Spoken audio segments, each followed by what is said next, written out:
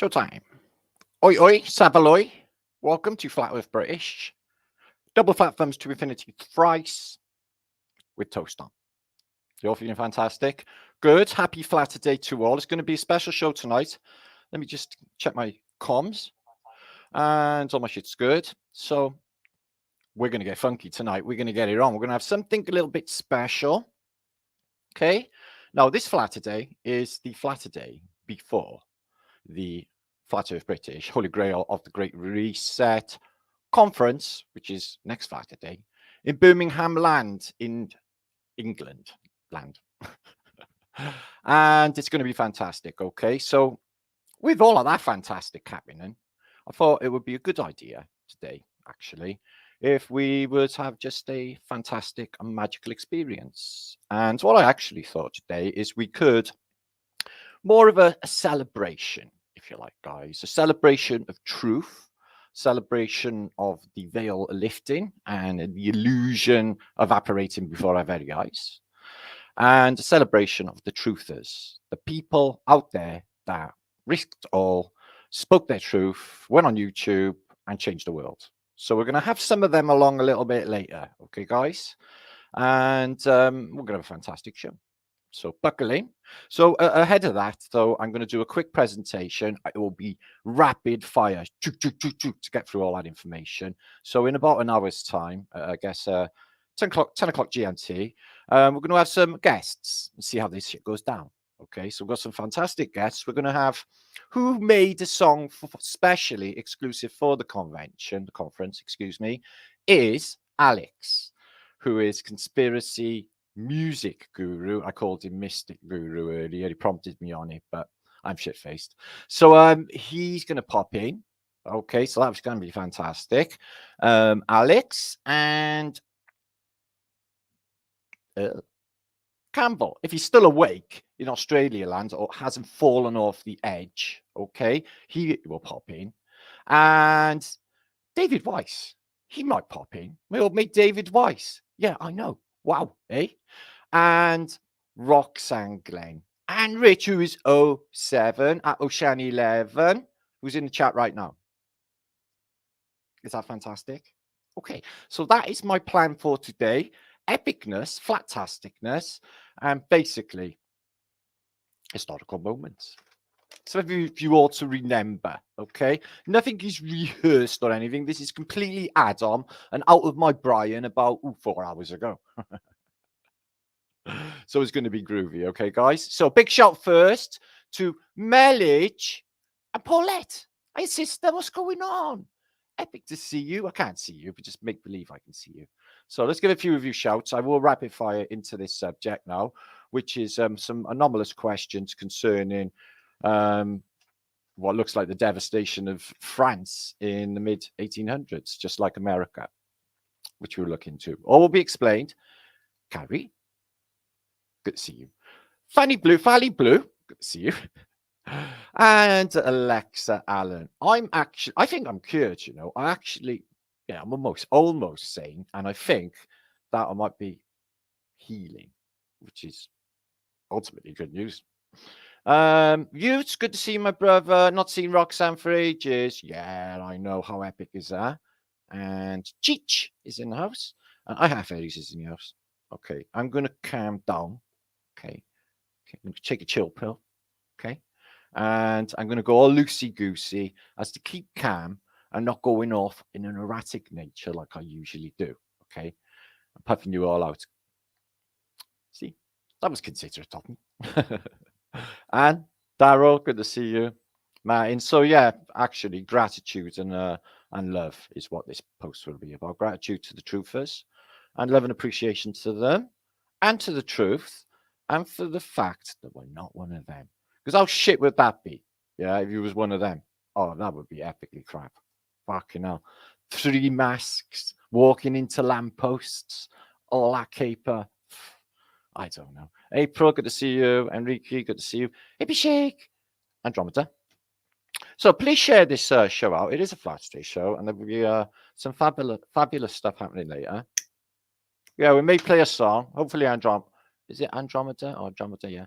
We'll hopefully play one of his songs. His new one's pretty funky. Bob Dylan sold his soul to Satan. Always makes me giggle. Terry, good to see you. And Chenko. And Kappa. And Joy. And Ed. And Sergey Lika. Somebody got my name, which is rare. No, you won't be singing, Steve. We won't be having any impromptu songs or anything. It's just not won't have time. You can sing in your head. That'll be absolutely fantastic. I'm happy with that. Truth Seeker, who is Manny, good to see you. Bill, no songs. Alex Michael, indeed. Okay, so Stan Waxberg, good to see you. Russian vids. I don't know. It's just like a random question. I haven't actually asked to him. I didn't think of that actually. Too late. No. Buckle up and hold tight. Yeah. It's like I just shit all this out a couple of hours ago, guys. You know, just. Carl Fletcher, good to see you. And Andrea, going to see you next week, Andrea. Yeah. So get your tickets because some people are presuming they may be able to pay on the door. At this moment in time, I don't think that's a good idea to presume that because it might be full and we'll have to send you away. And I'm not like sending away type that sort of like I'm not like go on, fuck off and not care. I mean, I don't want to be involved because I might get upset. So make sure I will tell you a day or two ahead of it if there's any spare seats for tickets, because if it exceeds this number, you've got no chance of getting in. And as I said, I just so hate to say send people away. Nathan, National Memorial Gardens, Welsh Dragon Metals, good to see you. He's my son, Welsh Dragon Metals, my heir to the Leaker Millions. Max Trump, Martin, good to see you. Christina from Croatia. So yeah, I got something to share. I've got basically a convention coming up this summer where they want to get me out there to Croatia land to do a flat earth experiment and convention. So yeah, I've said yeah because like as long as I don't have to put my hands in my fucking pocket, I'll do it, of course. Fucking Croatia on the Adriatic. Suit you, sir. So I said yeah. Love, this is jolly, innit? Would you? Fucking know it. Andrea, unless there's no bollocks with all of that, you know, like airporty stuff. Yeah, because I guess enough hassle in airports as it is. Like this with the rubber gloves. They're fucking, you know, hassle me for not having a face diaper or like talk to me in general because like I'm not good with them. I never have been. Martin, you're riding shotgun on the way to Weed Mat. Is that a shop? If they do open cannabis cafes in Great Britain, I hope I have the first one. Three Fingers, somebody was worried about you this week, so saying they haven't heard from you. So I put like the words out, like literally around the world, like Stavely, and everyone was like, "No, he's absolutely fucking smashing." So it's good. Everything's good. RT, but we do like worry about our own. So you know, just in case, like he was like getting eaten by your cats. They start with your face first, you know. Yeah. Much love, Steve. Brian, on that happy note, just don't die with your cats, guys. Don't die with your cats. Oh, come on. Funky Tam. I love that track. I'm trying to think who sings it. Lips Inc. There you are. I'm poptastic. Coach, good to see you. And Bev the Wev. Okay, well, we're going to get stuck straight into the information because basically I haven't got all the time in the world. Hiya, son. JC son as well. That's a different sort of son. And Deborah. And Young. I don't know why I said that like that. It just sounds like that sort of name. Flat Earth American Sub. I'm really digging your title, mate. And Squirrel says he's first, but there's loads of people before him. So I'm not sure if that's actually true, Squirrel. But you can say it if you want. Doesn't matter. Hot tea. Yes, got herbal tea. Warm-hearted from Flatterday. Life is good. Okay.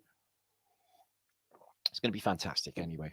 But you're going to get this much truth, juiceness, and stuff anywhere on the internet because the internet's gone to shit, by the way. Anyway, this channel is in danger because I got a copyright strike yesterday or the day before. I did crank up live to see if I could go live. I can, but I got other restrictions like non-monetization, other stuff as well. I guess like they're going to shadow ban me a lot more than they usually do because, you know, they do that. Who knows how many people really watch me? Suzette Knight, good to see you. Chris, okay. So if you're all warm and cutchy and happy and snugs and got all your good shit with you, Noon's Flower, Nora, hiya, and Jay and Steve, hi, my brother. Oh, and Alice, good to see you. And Chris, I said that. And Samir, good to see you.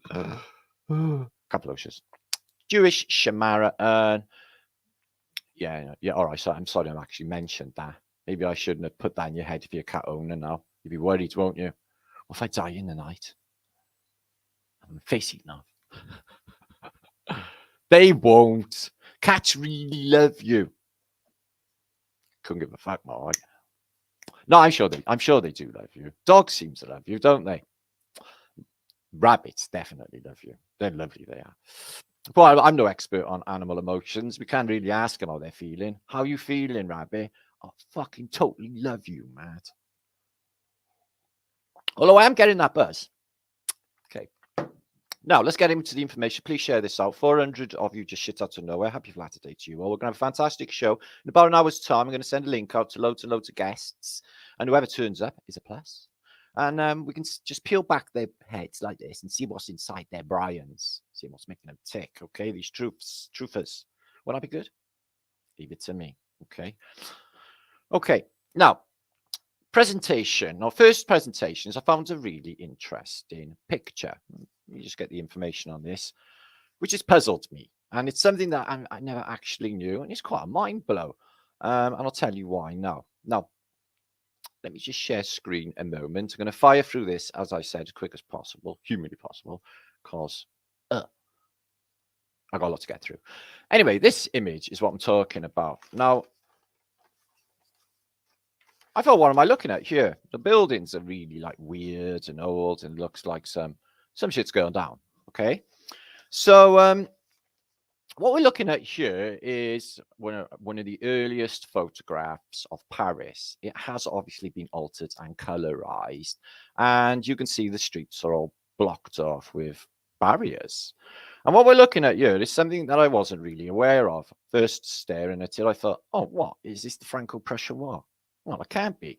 What's going on? Because like the whole of the 19th century seems to just be total devastation of like France. You don't get like the same thing going on in Britain. You don't have like Paris getting burnt down and completely destroyed every other week like you do, and then getting rebuilt again like you do in Paris. It's just none of it rings true. So what you're seeing here is bugger. Where's the paper? Okay. So it's a colorized image of 1848, believe it or not. Excuse me, where's fucking writing on it? Oh. Excuse me.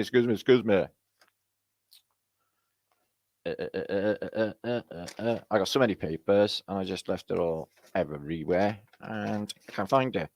Anyway, so what we see here is what was called the June Days War.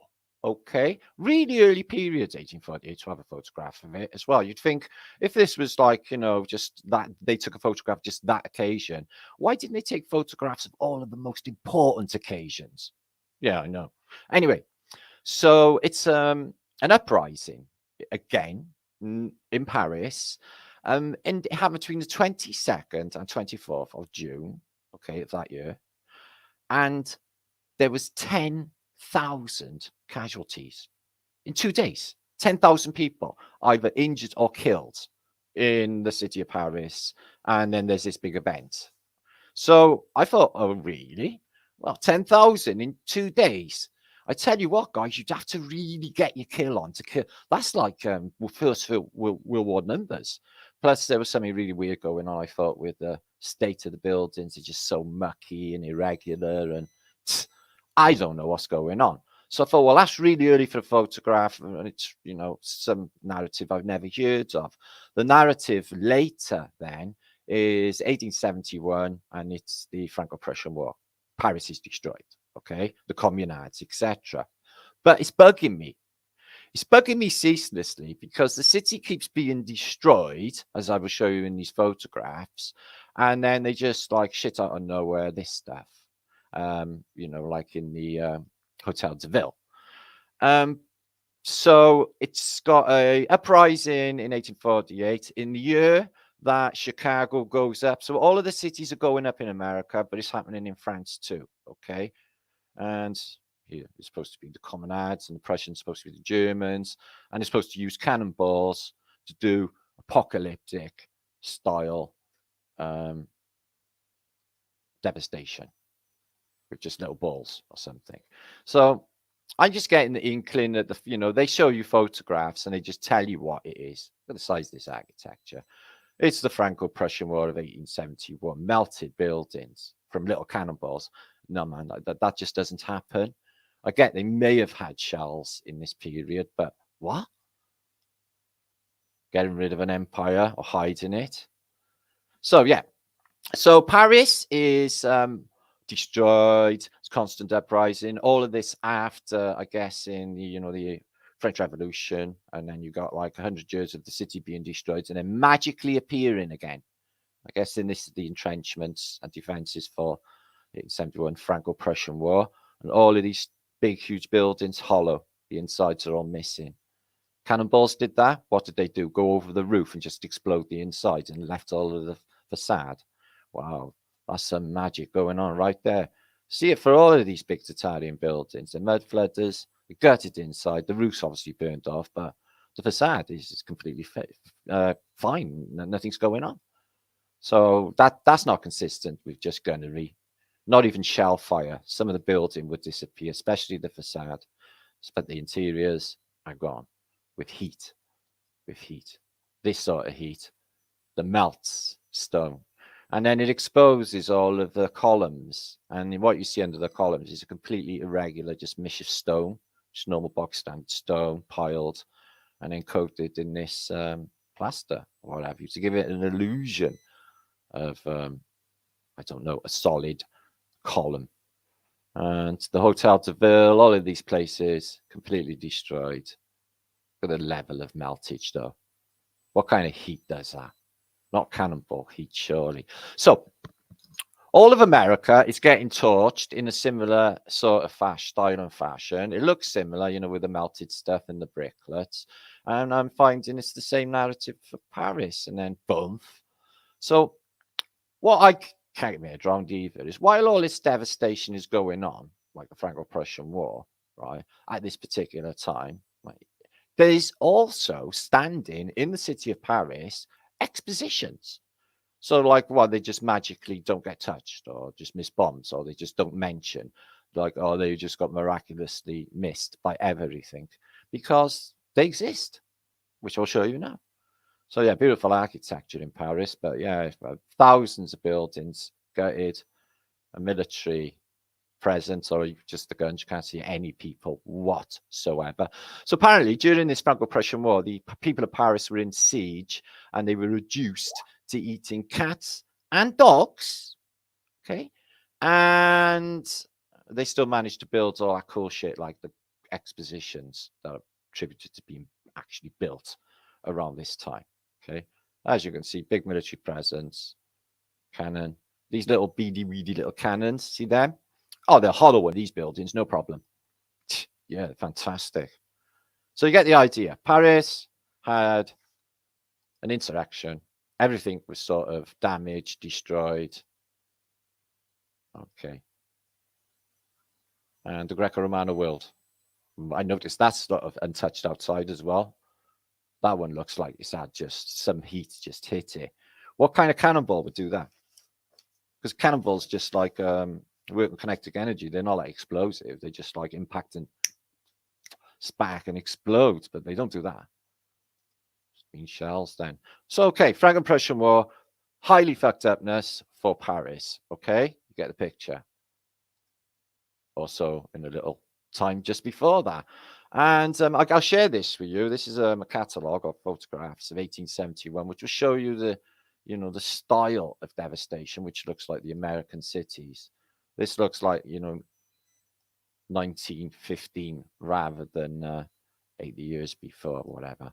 It's just absolute crazy level of devastation. So something really big happened in the 1800s in America, all these cities, and definitely in France, because Lyon, There are other cities as well that have suffered this same, you know, uprisings or whatever they say, bogus wars.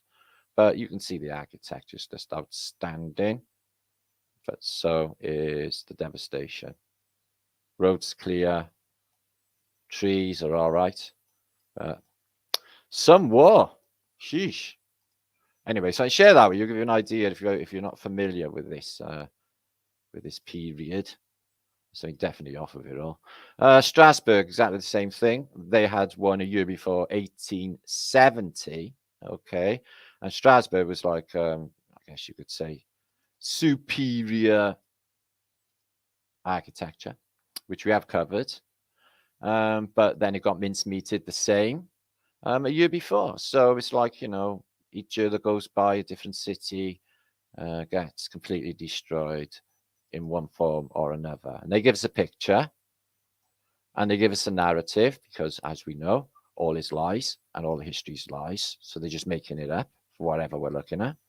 It's something else. And it looks like fucking reset. Looks like a bad one as well. Yeah, we don't even know what the age of these photographs really are. Not really. Could be from a time before. And I mean, it says 1870 up there, but which 1870, guys? And where?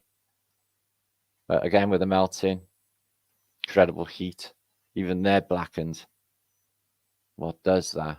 What does that? So yeah, Siege of Strasbourg, another city, marmalized, all at the same period. And there's nothing going on, is there, guys? You know, took this to a court case, they'd be like, how do you explain this? And how do you explain everything being built at the same period? You can't blow it up and rebuild it all at the same period everywhere. It makes no sense. And you're all eating rats and mice because you're all on siege. How does that work exactly?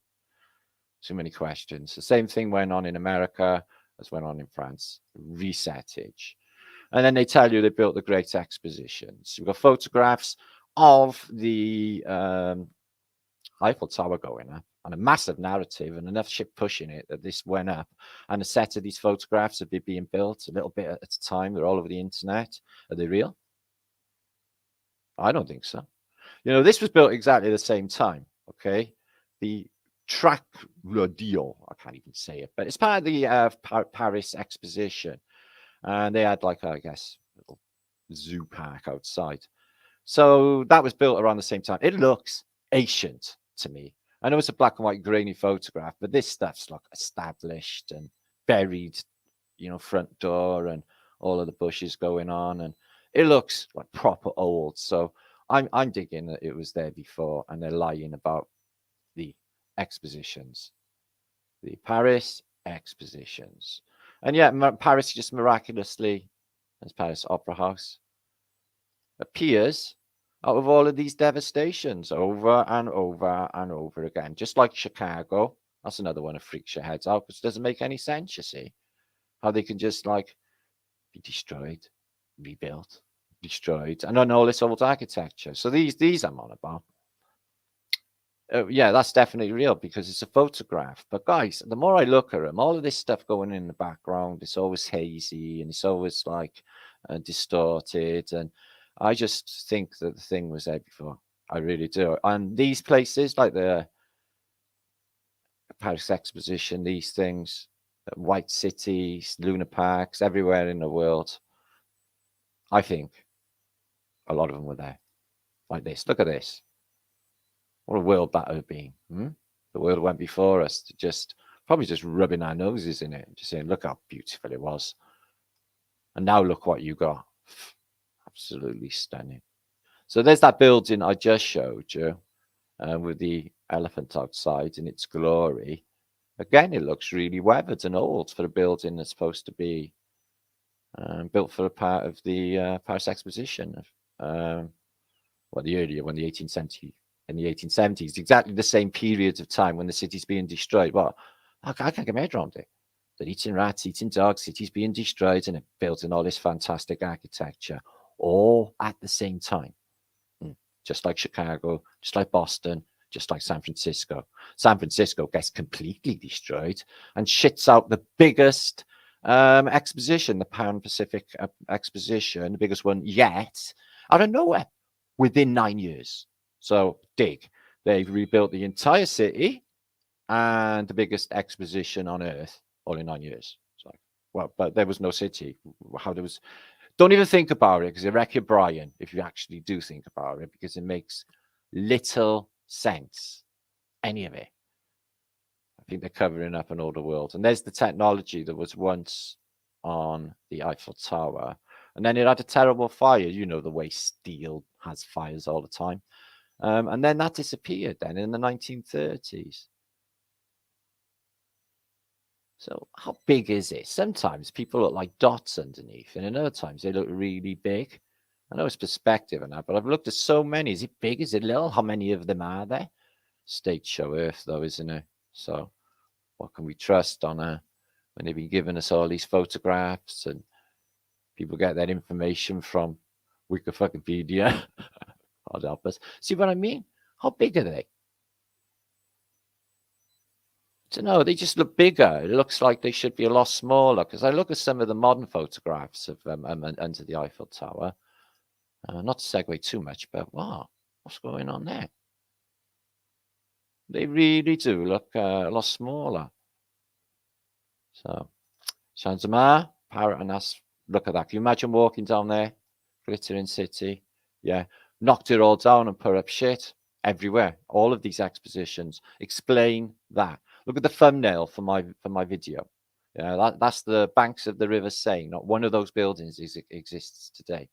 So they're all built temporary, and they all just like get taken away and replaced. Look at that for a Italian building. Jeez. It's like you could eat it. It looks like a cake. Look at the tech on it.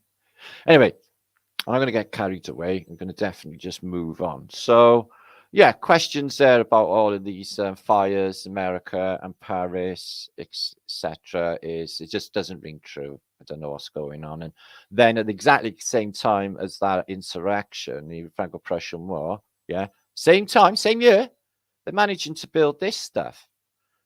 These lithographs of Paris and these expositions. They're just literally mind-blowing.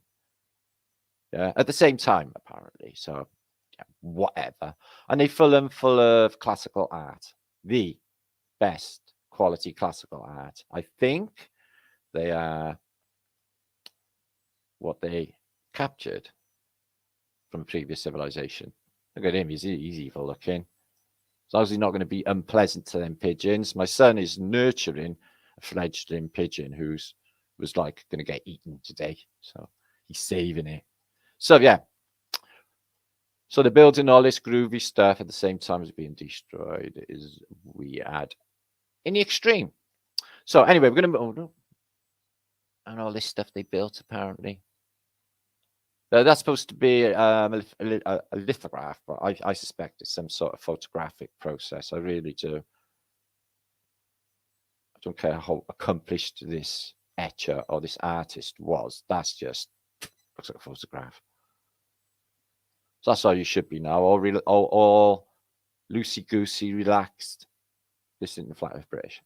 Anyway, moving on. More history. So that's another subject, no? The royals. So after that period, you get to Queen Victoria, who's ruling the empire, you know, all the pink bits on the map. And she's the most powerfulest woman on earth. And her name is Victoria, but really she's got like a German name. And all of her house or her family rule all of Europe and probably the world. This is her granddaughter, Princess Eugenie Battenberg, and she's soon to become Queen of Spain.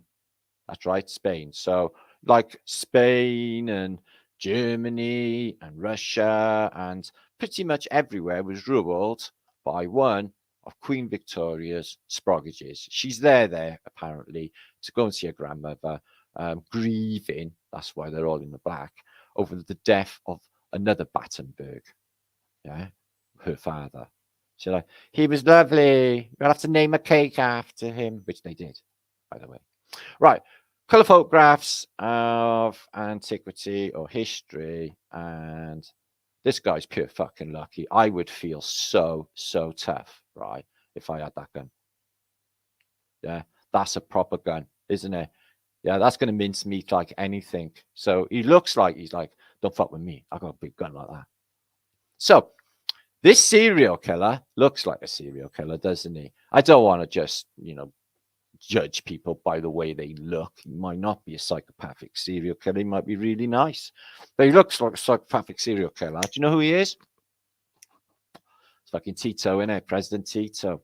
Yeah, he had a bit of style with the shades, but that's just to like exemplify the fact that he was like a psychopathic murderer and everything else. So, wow, they had some really freaky leaders in the past, didn't they? So, do you know in the old days, yeah, you didn't have men whistling trains for them to stop. And the train literally took off and you had to run for it. Yeah, I bet loads of people fucking fell on their face. I bet it was hilarious. And yeah, you got to run for the train. I'm glad they stopped all that caper because I'm always late for trains. I would definitely end up under the tracks. Mind the gap, squish. So yeah, steam trains were absolutely epic. You had steam coming out the sides as well. Oh, how many? Got 1, 2, 3. I don't know. Anyway, let's move on.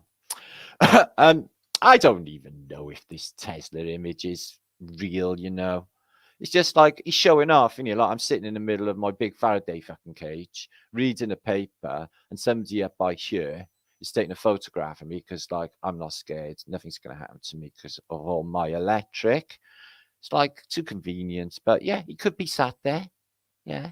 But, all his lies. So just saying. So this boy, he's 5 or 12 or something. He was a great threat to the British Empire. Yes, yeah. They treated him specially, got a little sticker on him saying this man is very, very dangerous. Yeah. So that's what war became in World War II. You just had kids fighting at the end because no one else left. There's Queen Victoria sulking with a horrible little grandkid. So I noticed when they shows a giant, yeah, they'll always just like find the tiniest person to make it look bigger. So yeah, this dude is supposed to be the biggest guy in the world. And he was 11'11". You're 111. Yeah? But we've all seen him before. He's famous. Was famous. So, Titanic Orphans. I bet there was a brilliant industry in Titanic Orphans. She's come back. She's like, I found these in a boat. They're Titanic Orphans. So, yeah, apparently loads of people died on the so-called Titanic. But it was like save the women and children first, as it should be. So loads of sproggages lost their parents. Don't be sad. It may not have even happened to photograph. Okay. So apparently in World War I, they got block up. Yeah, check his mince pies, yeah. He's like, they're just looking around like all dazed. They're not really taking any notice. He's got a spliff going on there, right? What's that cigar like, Hans? Smooth. Do you want to talk on my spliff? Fuck yeah. You can see it's going down. That's 2 cool dudes, yeah, having a smoke, yeah, before they go over the top and get smithereens. Oh, this is one evil, twisted motherfucker. And look, doesn't he look at his black, I'm a black magician, devil worshipping, Satanist bitch hat and face and eyes. And he's got Santa Claus beard as well. What? Yeah. Do you know how many people died because of this insane bastard? Evolution. Fucking Germany used it as like, as a thing. Yeah, survival of the fittest. Watch out, this big beetle. It is the little beetle. This is us. It's not. It's not. You lying motherfucker. Nature relies on symbiosis. Didn't have to mention that in your black magic, did you? Twat. So there she is. I quite like her. I don't know. There she looks really different. It might be a body double. She always looks like she's going to fuck you up. And there's some of her other insipid grandchildren. She looks like she's got a mask on. So they rule the empire, family, and that's how it's supposed to be. Bollocks. See these? That's them all over America. Mercury trains. And I'm wondering what they run on in their engines. But could you imagine them going down a track today? Get rid of all of them shitty Aviva trains and bring back the Mercury trains. The world was much better with them. They're absolutely fantastic. There. So if you were a kid back in the day, if you was like in Britain or Pennsylvania, they'd have made you do this. It's all right as long as you don't slip off, because you lose your foot. We've all seen the film Snowpiercer, so we know this shit goes down. So yeah, a bit cruel. They look clean enough, and they look like that. Well, they don't look smiling, but yeah. So they're kids in a cotton mill picking up the cotton and sending the rocker thing back and forth. Don't slip, your foot comes off. I know. So this is apparently an original photograph I posted on my community page the other day of apparently a photograph of the Capitol building in 1846 with its copper domed and wood roof. But apparently it like weathered and turned green, oxidized, and they decided to knock it down in the fall of 1856. And then, like a few years later, then obviously they got that big war going on, the American Civil War. Lincoln decides to big it up a bit because it comes out a bit more here and here now, and stick another dome on it, much, much, much bigger, more fitting. Look at that. Why is it completely flat on top? Landing platform. And what are these things as well? They look a bit weird. So it is also obviously an altered photograph. It's been colorized, but they say there was an original dome on a Capitol building. Whatever. So yeah, nothing new under the sun. So in 1919, they were playing silly bastards again. Yeah, these are nurses. They looked as horrible then as they do now, with food, right, for the poor quarantine people, and they're going to deliver it in the car, knock your door with a mask on, and give you some soup because you've got germs. So this is a photograph. There's not many available of Omaha Beach. You've all seen Saving Private Ryan. Yeah, it's like that a bit. I guess. I don't know. So the idea is you jump off this craft into the freezing water, okay? And then you got to rush up the beach, soaking fucking wet and feeling really heavy with your gun, with people shooting at you for like whatever reason. And you got to get to somewhere up by here alive. Now, that don't sound like a good game. I don't think I'd want to play that game. Anyway, so when you arrive in Ellis Island, we want to make sure none of these foreigners got any diseases. This Irish boy, he might have typhus. Yeah. So they check you out before they let you in America because it's always been about diseases and bullshit. Yeah. Like they do. God, imagine in World War One, right? If you was in a trench, you was a German, right? And this fucking thing went past. Yeah. You would literally poo your pants. It's a Mark 1 tank. Yeah. Do amazing damage. But they were like 8 miles an hour, so you could just run after them. So these are Irish ladies 100 years ago. Would you like to buy some souvenirs? I'm not sure. I'm not sure what they are. They're of Jesus. Yeah, maybe. They're of the Giant's Causeway, because this is the Giant's Causeway. And look, yeah, it's very industrious of them. 100 years ago, they're selling you books about like giants and stuff. She looks like Peruvian rather than she's got tartan on. Tartan. Scottish don't only have tartan. Look, the Irish have them too. So there you go. So this is Butch Cassidy. Apparently the Sundance Kid was a black dude, so they sort of keep him out of any photographs and stuff. So this is the Wild Bunch. They're so fucking wild that they turns out like proper for a photograph. I know we're the most wanted men. Shall we go and have a photograph? What say you? Yes, let's go and have a photograph. What about Paul Newman? Can he come? So they replaced him. So military secrets. What you see here, what you do here, what you hear here, when you leave here, let it stay in here. So that was the Manhattan Project, where they were making up nuclear bombs and doing something different. Look at this satanic fucker. Yeah, she's on way too much into the prescription drugs, isn't she? But she got the key to the DD cabinet. So, yes, triple masker. That's how they did it 100 years ago. Yeah. God, fun this place, isn't it? So, Lizzie. Elizabeth, we like you. You're on our money. You're on our stamps. And we all got to give you loads and loads and loads and loads of money right way through our life, or it's our asses, isn't it? You hunt us to fucking pole, won't you? So, is she pretty? I don't think so. I don't know what's going on with her, actually. They do say she's a fella, but I'm not getting that buzz. So there she is, age 18, right? If you don't know who that is, that's the Queen. Yeah, no, it's weird, isn't it? So yeah, when you go and hunt some buffalo back in the day, you come out with your little mud flood door, bang your head, because like you're 6 foot. And then you got to take this for shooting.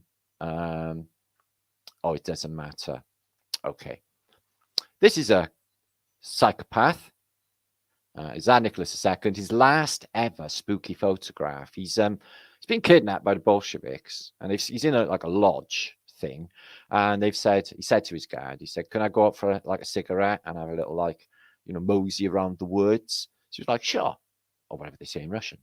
And that's the last photograph of him, apparently, before he was machine gunned to death or whatever. Yeah. So there you are. Quartermaster stores, just make sure they fit you with good uniform. So this is what they do after every reset, I think. You just give everyone the same fucking clothes. Oh, here's Queenikins. She looks awfully concerned. So this is ahead of Operation Market Garden, a little bit of parachute practice. Look, no, madam, it's absolutely fine. But his parachute hasn't opened. Yes, it will, surely.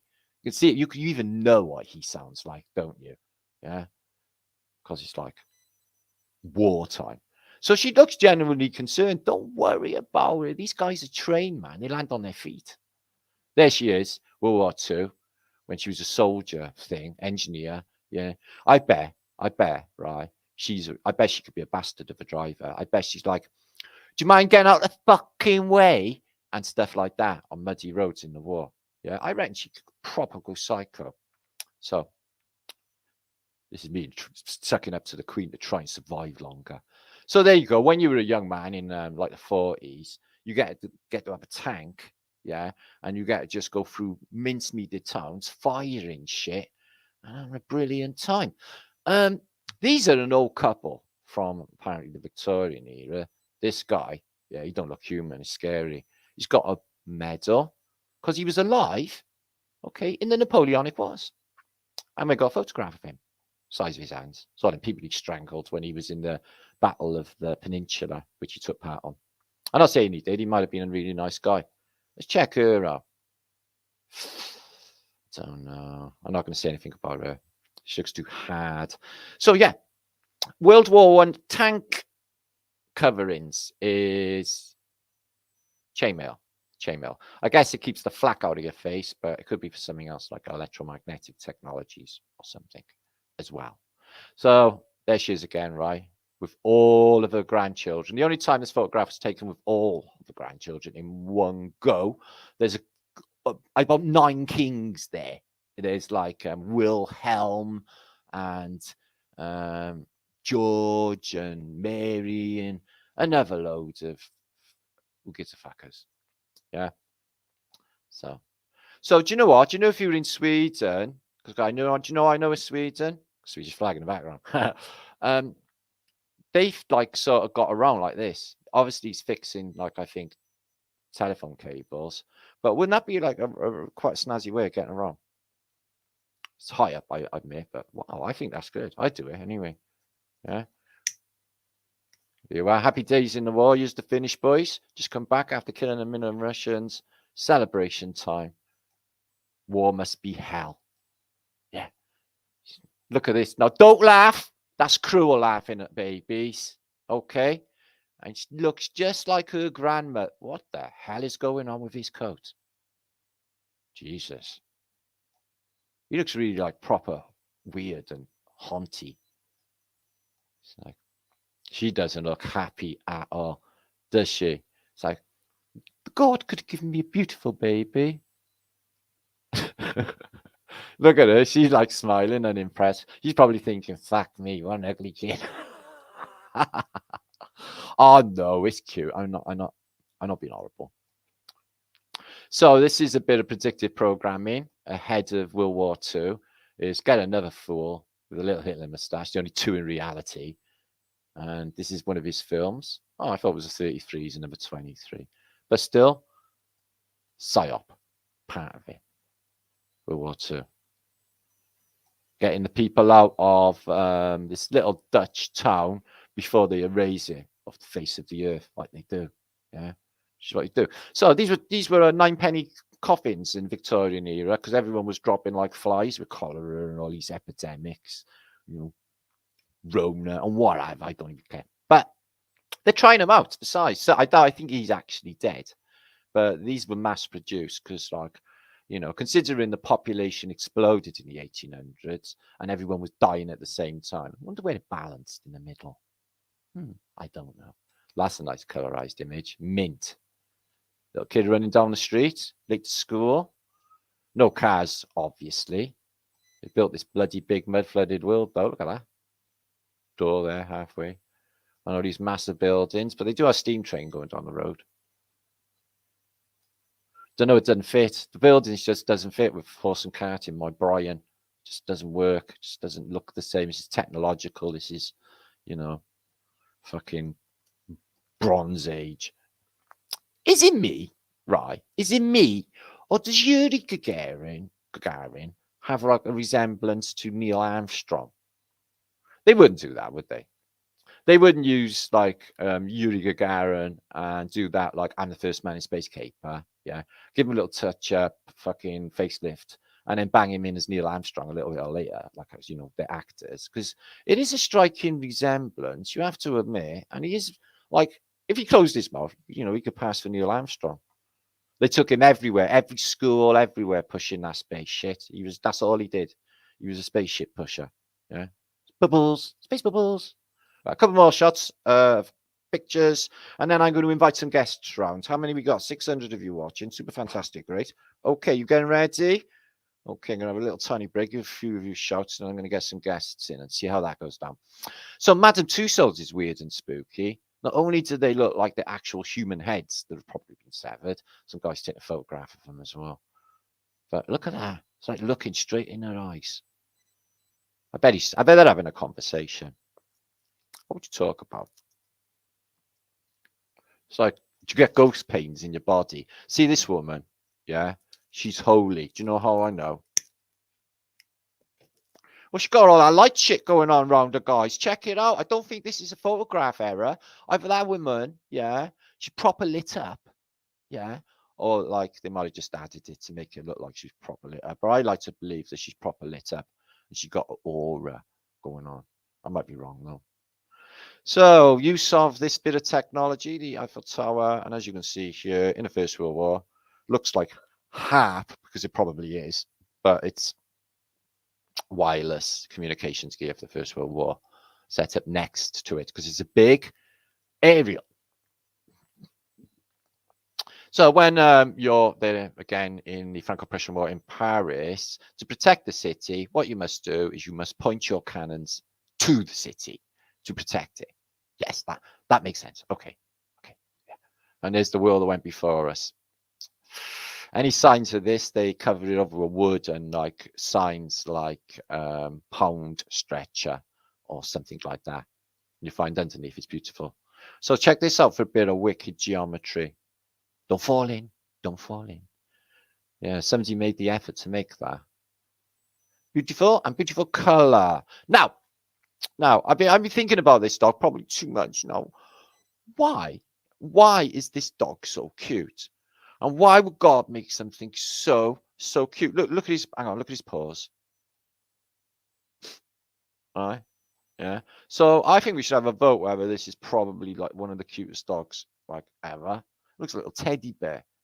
So yeah, I really love that dog. It's so cute. Anyway, there's no weather today. Today's weather has scattered aluminium, patches of barium, and a fair chance of ethylene dibromide with polymer fibers, as you do most days. It's frigging freezing in Britain at the moment. Is that Judy of Richard and Judy? Is she doing the weather now? Oh, well. Cool. They're the same age, and he's about 30. He looks about 30 years younger. And there is the Washington thing.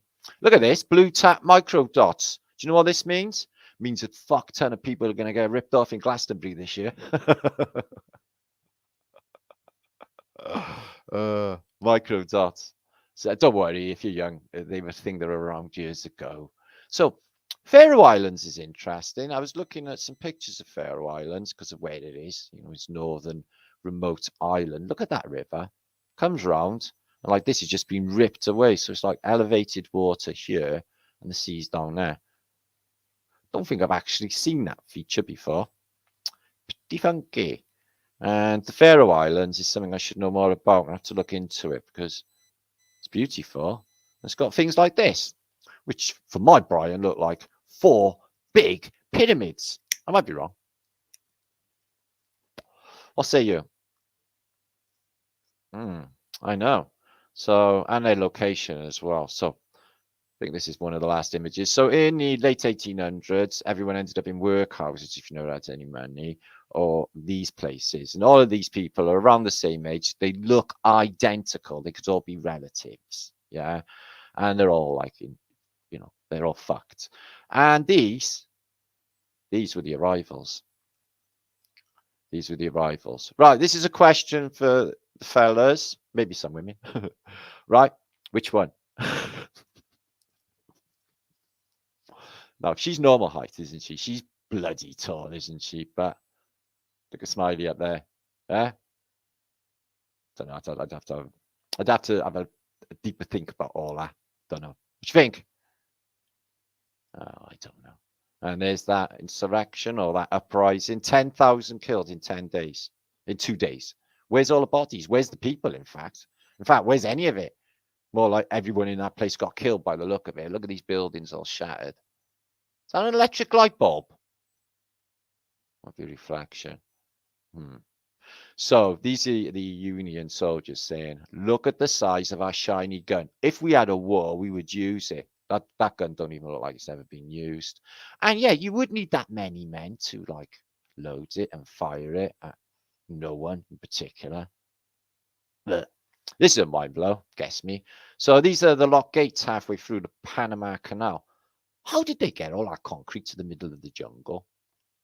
Did they build like big, massive concrete works in the middle of the jungle? I don't know. It's just a Brian ponder moment. Because some of these places in Panama were supposed to be inaccessible, by the way. Although we do know the Panama Canal was there before they said they dug it out, not built it. I'm on fire. Don't worry, it happens all the time. So yeah, well, like I said on D-Day, right? So when you're young men in the old days, what you got to do is you got to practice, yeah, getting at the beach without getting murdered, yeah. So it's basically zigzag of just run like fuck. So I can see this is a real specific specialist training running up the beach. Is there any more to it than that? No. Okay, but they still go through it stupidly. So this German, yeah. He stupidly crashed straight into the White Cliffs of Dover, but they did warn him on endless songs about it. Actually, he could have been shot down before he reached us, and doesn't matter anyway. War's shit. It's all poo on toast. Anyway, so see this fella? We're going to be meeting him in a very short space of time. Are you excited? Yeah? He made us a beautiful song today. My favorite was Don't Believe in Gravity. I actually love Don't Believe in Gravity. So I wonder if we ever to play that a bit later. Like, get away with it. Not get copyrighted. Okay, guys, did you all share this out? Because I didn't hear you. Well, I wouldn't, would I? But you know what I mean. Okay, stop sharing it. So that's what I was thinking about. It's weird how America like all disappears and gets torched, and then excuse me, a message from Campbell, Autodidactic. He's having internet trouble. Me too. Today I got locked out of flatearthbritish account, and I thought, fuck me, it's gone. And my heart literally sunk. I thought, oh man, I just can't fucking go through all this again. And basically, I don't even know what happened. It was just like I couldn't get it onto the account. And I thought it was the copyright. I thought like literally my channel had gone. That was earlier. So that was a bit of a heart pity pat moment. I did share that really sad news that Mark Devlin had his second channel taken out as well. So Truth is not really popular on ScrewTube, we are finding. Probably won't have enough bandwidth. Okay then, Campbell, if whoever turns up, whoever don't, it doesn't matter. It's a beautiful thing. Brilliant photo pondering. Well, hey Mike, Stellarium 7's in the house. Good music on the way.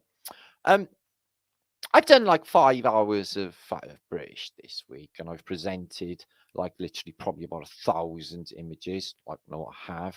And there's only so many hours in the day where you can actually do this shit. Time travel is a fancy thought. No, it's not too hot. It's real. It's real. Sherry got your map right by there. It's one of my favourite mappages ever. Hi, Josh. For and I can't say that. Free press. Okay, so shortly. Oh, there's Conspiracy Mystic Guru, who is Alex H. And 007 as well, who is my mate, Rich, who's going to come on. And we're going to ponder life's mysteries, like the high fucked up strangeness of our new realm, which is getting stranger by the day. I think the population count is only 5 or 6 billion. I don't. If you just look at maps, everyone's in cities and countryside's completely empty everywhere. Okay, they're not. There's not that many people. It's bullshit. How do they know how many are in indigenous populations? And these, you know, who the fuck does a census? And that's where it's supposed to come from. No, it's a lie. There's too many. It's not too many people. It's not 7 billion. It's just bullshit. I wrote a pretty good Flat Earth song. Ooh. Suit you, sir. And don't let them take your mind. Oh, that was a good one. Thank you for that, India. Okay, right. Let Martin conduct his thoughts. Okay, did you share this out? I didn't hear you. Okay. Flat Earth British in the house, bringing the love, bringing the vibration, trying to get his shit together. Expertly. Not. Right, let me have a bit of juice. And I'm going to invite some guests and see how this show goes down. That should be interesting. Hi, Jennykins. Thank you for that. Yes, please do share the show. All helps when, you know, they don't really like truth. On YouTube. Cats are brilliant, though. They do brilliantly on YouTube. Okay, there you are, Mystic. I just modded you up there, Alex H. So, are you enjoying this show so far? What about you, Paulette? Yeah, you. Yeah, talk to you on your television. Okay, Mike and faced eyebrow on 007. No way, Mac didn't delete it. Yes, that was the whisper. I'm not, you know, I can't verify that. I didn't check if it was there, but yeah, super shit. So that's Manny Age on toast and all that year's work. And he says he's packing in YouTube, and I don't blame him. You know, it's all that effort. He's not going to go through that again. It takes too much out of you. It's just, he's probably thinking, what the fuck for? What's that? They'll never take them out. Well, I have covered myself with a few accounts, but like I've had like 3 accounts taken out simultaneously back about 3 years ago. I had 5 channels, 3 of them were down, so they can do it. Let's try anything to get rid. We should just go away and shut up. No, I can't. I'm trying to shut up. It's like I got Tourette's. Basically. Okay. Excuse me. Let me just share this linkage out, and we'll see how it goes. So, okay. Sharage and Rich and Mr. Weiss. Oh, it's not copy and paste. Excuse me. Talk amongst yourselves. Don't worry about me. I got to do shit, you know. And I'll just post everyone in case he's just like on a phone somewhere or stuff.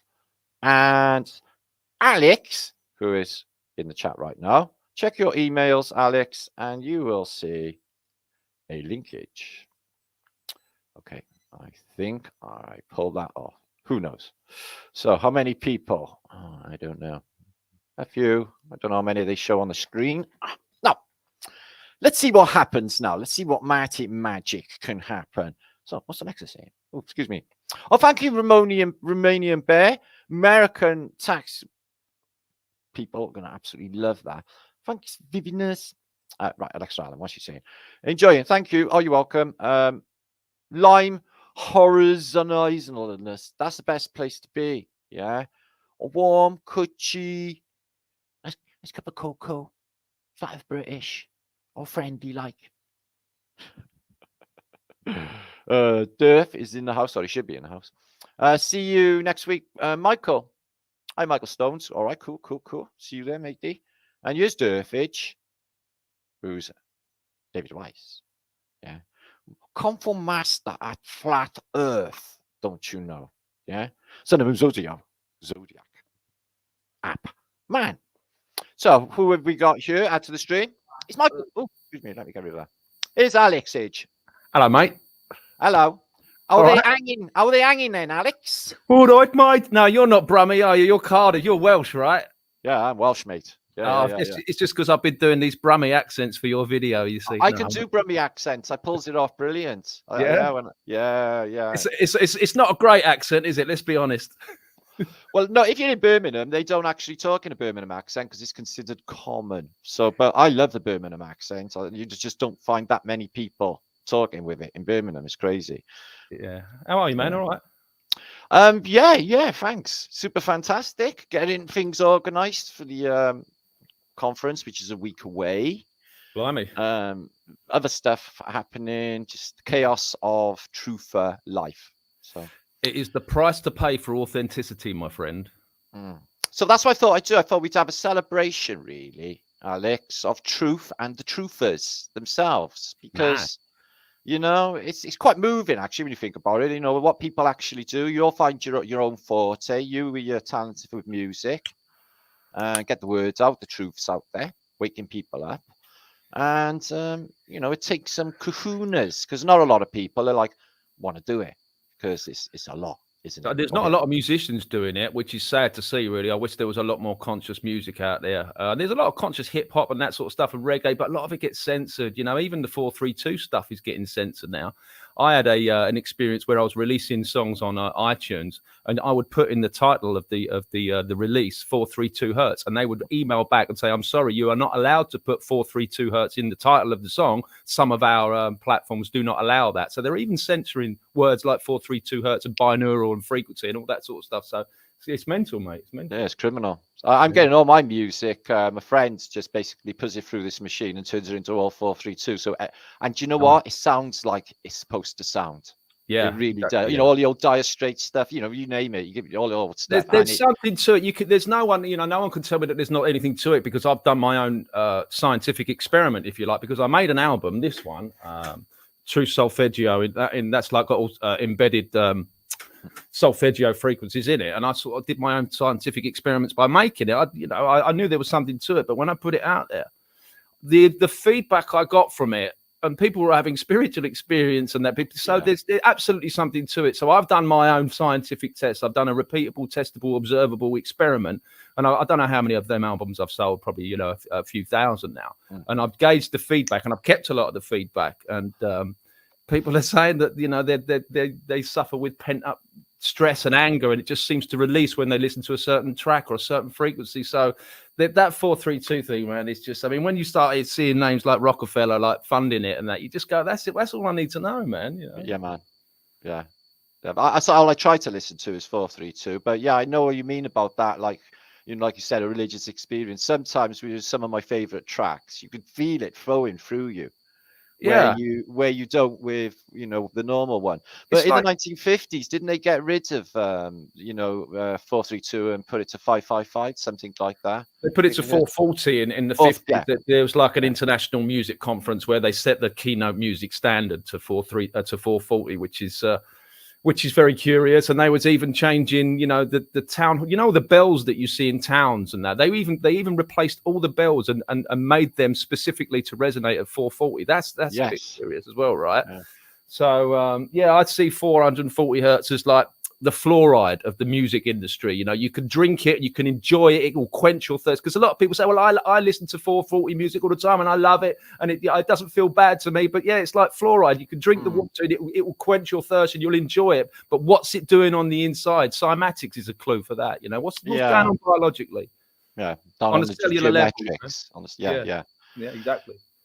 There's that thing that rock and roll is the devil's music, isn't there? And the whole thing is tainted with, and like basically it's his music. There was a tone, the devil's tone, they took out of church music. I think it was in 1700s, where people were being affected by this quality tone. So they know exactly what they're doing with the sound. Yeah, completely. I mean, you look at all the cathedrals and the vastness of those pipes that come from these cathedral organs. You can't tell me that's just for rejoicing and, you know, celebrating God or whatever. There was definitely something going on. And I was looking recently at cathedral organs and seeing if these things could be tuned, because I thought, well, maybe like trumpets and things, are they actually made to resonate at a specific frequency? But you can tune the cathedral organs. And I went through a bunch of them, and they've all been tuned to 440. So that's interesting, isn't it?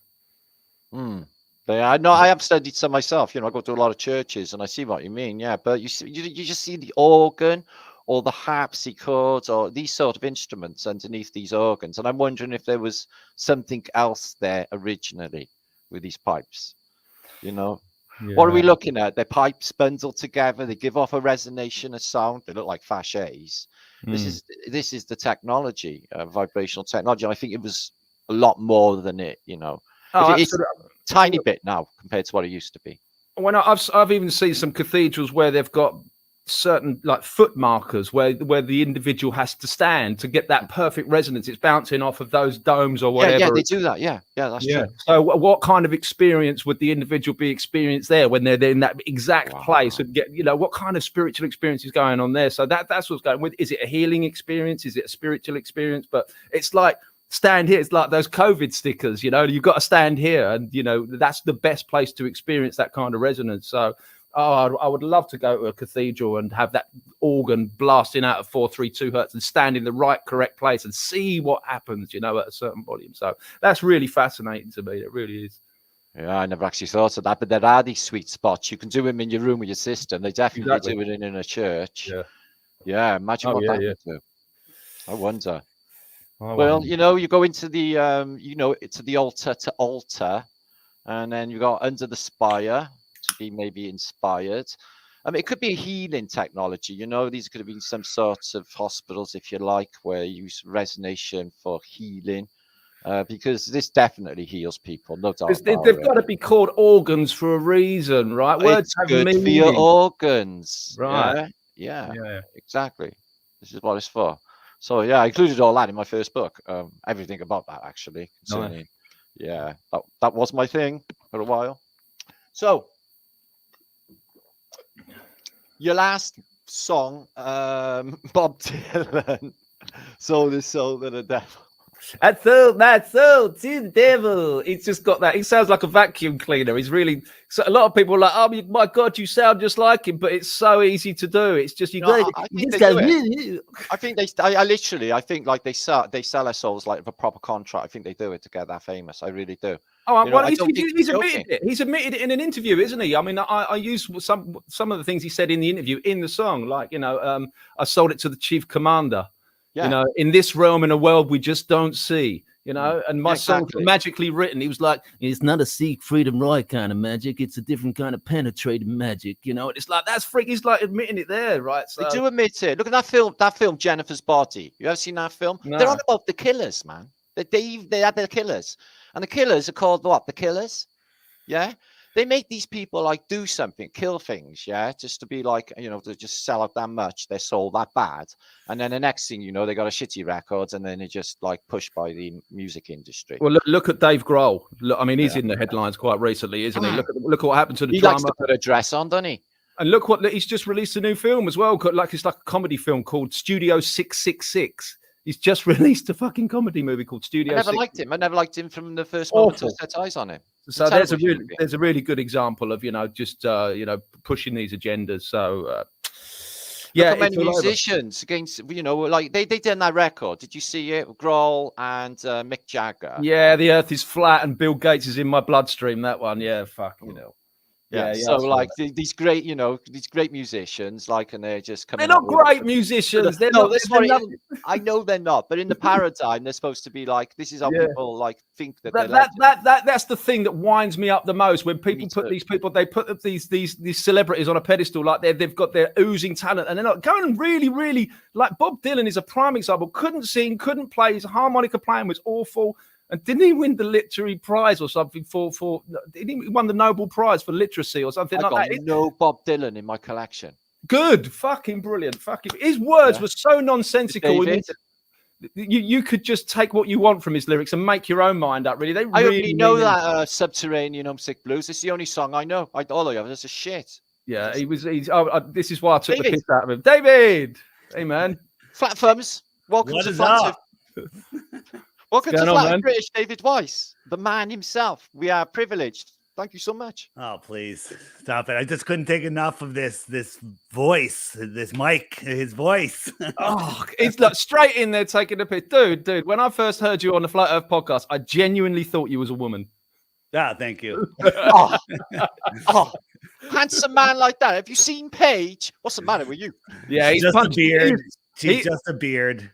He's punching well above his weight with Paige. She's lovely. That is that. I will agree with you 100% there. How you doing, man? Doing good, man. Have you talked about your book that's coming out? There's a lot to talk about, man. Lots to talk about. I mean, hopefully that'll be out in the song that you like, Martin, Don't Believe in Gravity. That is now going to be a children's book. It's basically taking the lyrics from the song and putting it in a book format because the lyrics are a story. In all of my Flat Earth Man songs, the lyrics are the story. So thankfully, I've got all the content there. I'm taking screenshots and cartoonizing them a little bit and putting them in something really bright and colorful so we can start teaching the children how to think rather than what to think. So that should be out in a couple of weeks, hopefully. And it's going to be all of my songs. So there should be a series of books. So it should be 10 books in total. So I'm going to have a really fucking busy year thanks to David. That's Cheers, a good mate. idea, though. It was an idea, and it was a good one. So it was. I'm glad you did it. It was. Yeah, it was. Hey, just for people that don't know, I have a big update on the app coming out, and one of the new features is the new page, which is homeschooling. So one of the buttons is going to be children's books, and it'll be your books. And I believe that Kyle from the Institute of Flat Earth, he's on Globusters. He's going to be doing a series that's going to be on there. I'm going to list Crow's episodes are going to be on there. So anybody that has any educational stuff that would be good for little kids, any age kids, adults, just anything that you would consider homeschooling, let me know. I'll put it on the app. I'll include it in that section because so many people have come to me and said, where do I teach my kids? How do I teach about this? How do I learn about that? So I'm going to make a whole school library and no charge. Anybody that has anything educational like that can be packaged for hey, this is a good course, if you will, or just reading material, let me know and I'll stick it on. I guess that's me out. No swearing, Martin. No swearing. That's a good idea as well, Dave. Thanks for shouting my book and everything, Dave. And every show you go on, you're shouting me and my book and stuff. I love it, man. I'm trying to make it a place. You know, if you want to find a Flat Earth book, go to the app. You want to find a course, go to the app. Just make it anybody that has any. I say this, and a couple of people come forward. If you have a Flat Earth product, a Flat Earth service, let me know. It has to be at least nationwide or hopefully worldwide. I'll put it on the app. And then you have immediate distribution. I just added this juice company. These flat earthers make this amazing juice cleanse, super amazing. Just here in the United States, though. So there's a button on there for that. Good thinking. Okay. Yeah. So welcome, Roxanne. Roxanne, long time. Hello, you awesome guys. Big love to you, David. Big love to you, Conspiracy Music Guru, as well. Massive love and respect to you, amazing man. And of course to you, by last but by no means least, Mr. Martinliedtke. Thank you so much for enjoying me. Big love and respect to all of you. Glad you're back. We're glad you're back. I'm glad to be back. It's been a bit of an ordeal these last few months, but I'm pleased to say the show is getting back on the road and we're getting the truth out there. Roxanne, because, are you okay? Were you not well? What happened? I wasn't well. No, I was in hospital recently. I really was knocked flat on my back. I had a bit of a norovirus, and it hit me hard. I couldn't drink or eat for days. Had to go into hospital, get rehydrated, take a few days off work, and it took me a couple of weeks to get back on my feet again. I felt like a bit of a geriatric because I had sitting down every few minutes, out of breath, couldn't do anything. But yeah, pleased to say back to 100%. So yeah, thank you so much, Martin. Cheers. Wow. Hey, Roxanne, what do you think that was? I mean, given the hi, by the way, hello. It's nice Hi. to see you. What do you think that was? I mean, given the COVID nonsense that we've all been subjected to, what would you say that was? It was just like toxicity coming out, or I mean, are you a germ theory person or a terrain theory? I mean, I'm interested. Do you know what? All of that and then some, to be honest with you. So all I can take from this was I've got my children in the house. I'm around people at work. I got unwell. No one around me got unwell. Everyone was around me for at least 10 days lead up to me being ill. I don't know. I feel maybe there's something to do with the weather, the frequencies. For me, I was talking to Mama Asita, the awesome lady on her wheel. She's been unwell recently as well, and I hope she gets better soon. And we were actually saying that sometimes I feel like it's the temperature change. With the weather in England. The weather in England has been so weird these last couple of weeks. It's been hot, it's been cold, it's been raining, it's been hail, it's trying to snow, and then it's trying to be really hot. And with that, we're coming in and out of buildings where we've got the heating on, the heating's not off. We're turning the heating on, we're getting up in the morning, maybe we haven't opened our windows and got the ventilation going, because I've been really bunged up in the morning when I've been waking up. So I feel like it's a bit of a collaboration of all of that. I feel like if it was, as you guys already know, it's not just as simple as people catching things the way we've been taught. We catch things. So yeah, I think it's all of that and then some of the above. You don't live near a 5G tower, do you? They're everywhere in the belly of the beast. I live in London, so I'm in the belly of the beast, and I feel like towers. When they say you're never 20 yards further away than a rat is from you, I feel like the towers are pretty much like rodents. You're never more than 20 feet away from some kind of concealed. There's the concealed ones that get me because they hide them now, right? You go past a service station or a petrol station and they're inside the thing that tells you how much the extortionate fuel is, which, by the way, we're nearly paying £2 a litre for over here at the moment. And they put them in there. They put them on the side of tower blocks. They hide them in the ventilation system at the top of the really kind of residential tower blocks, may I add, not just, factory stuff. Well, Roxanne, you can download a movie in real time.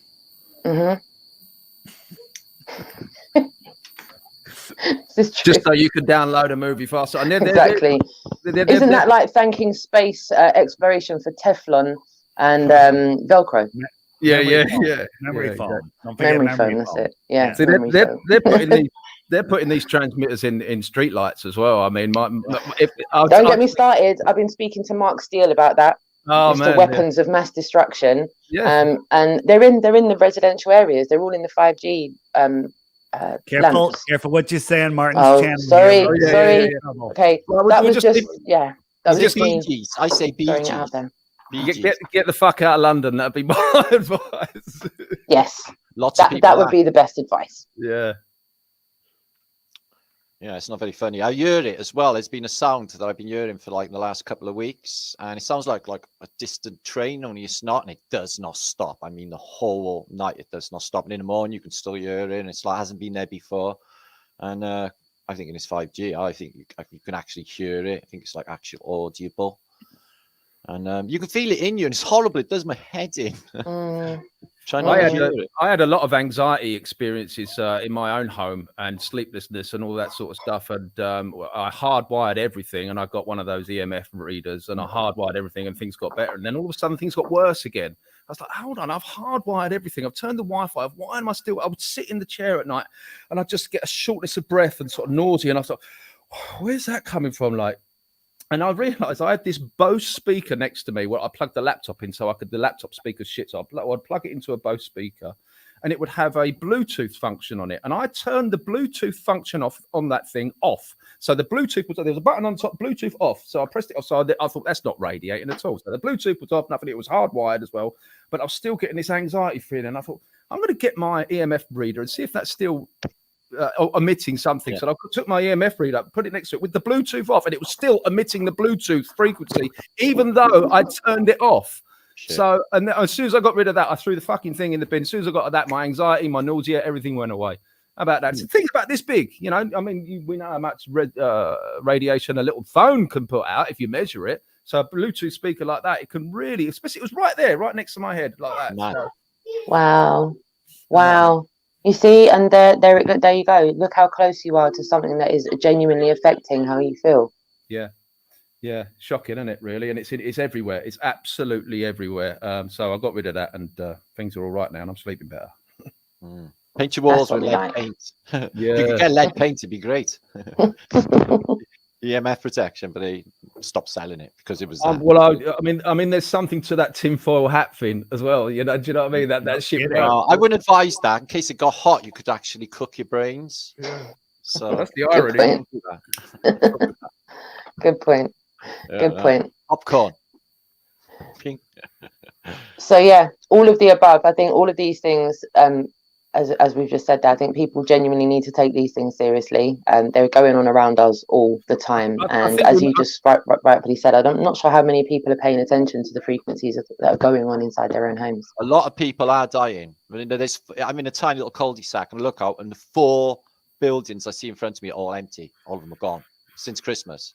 And you know, when you mentioned that, you know what you think's going on, but if there's X amount of them have had the J-hab, then they have had it or whatever it is, and they're exuding it all over door handles and everything else, and then unvaccinated are picking up their goo, and this is what's going on. But I'm convinced that, you know, I'm not doing the germs thing. I'm not even the terrarium thing at the moment. I'm thinking that they did something.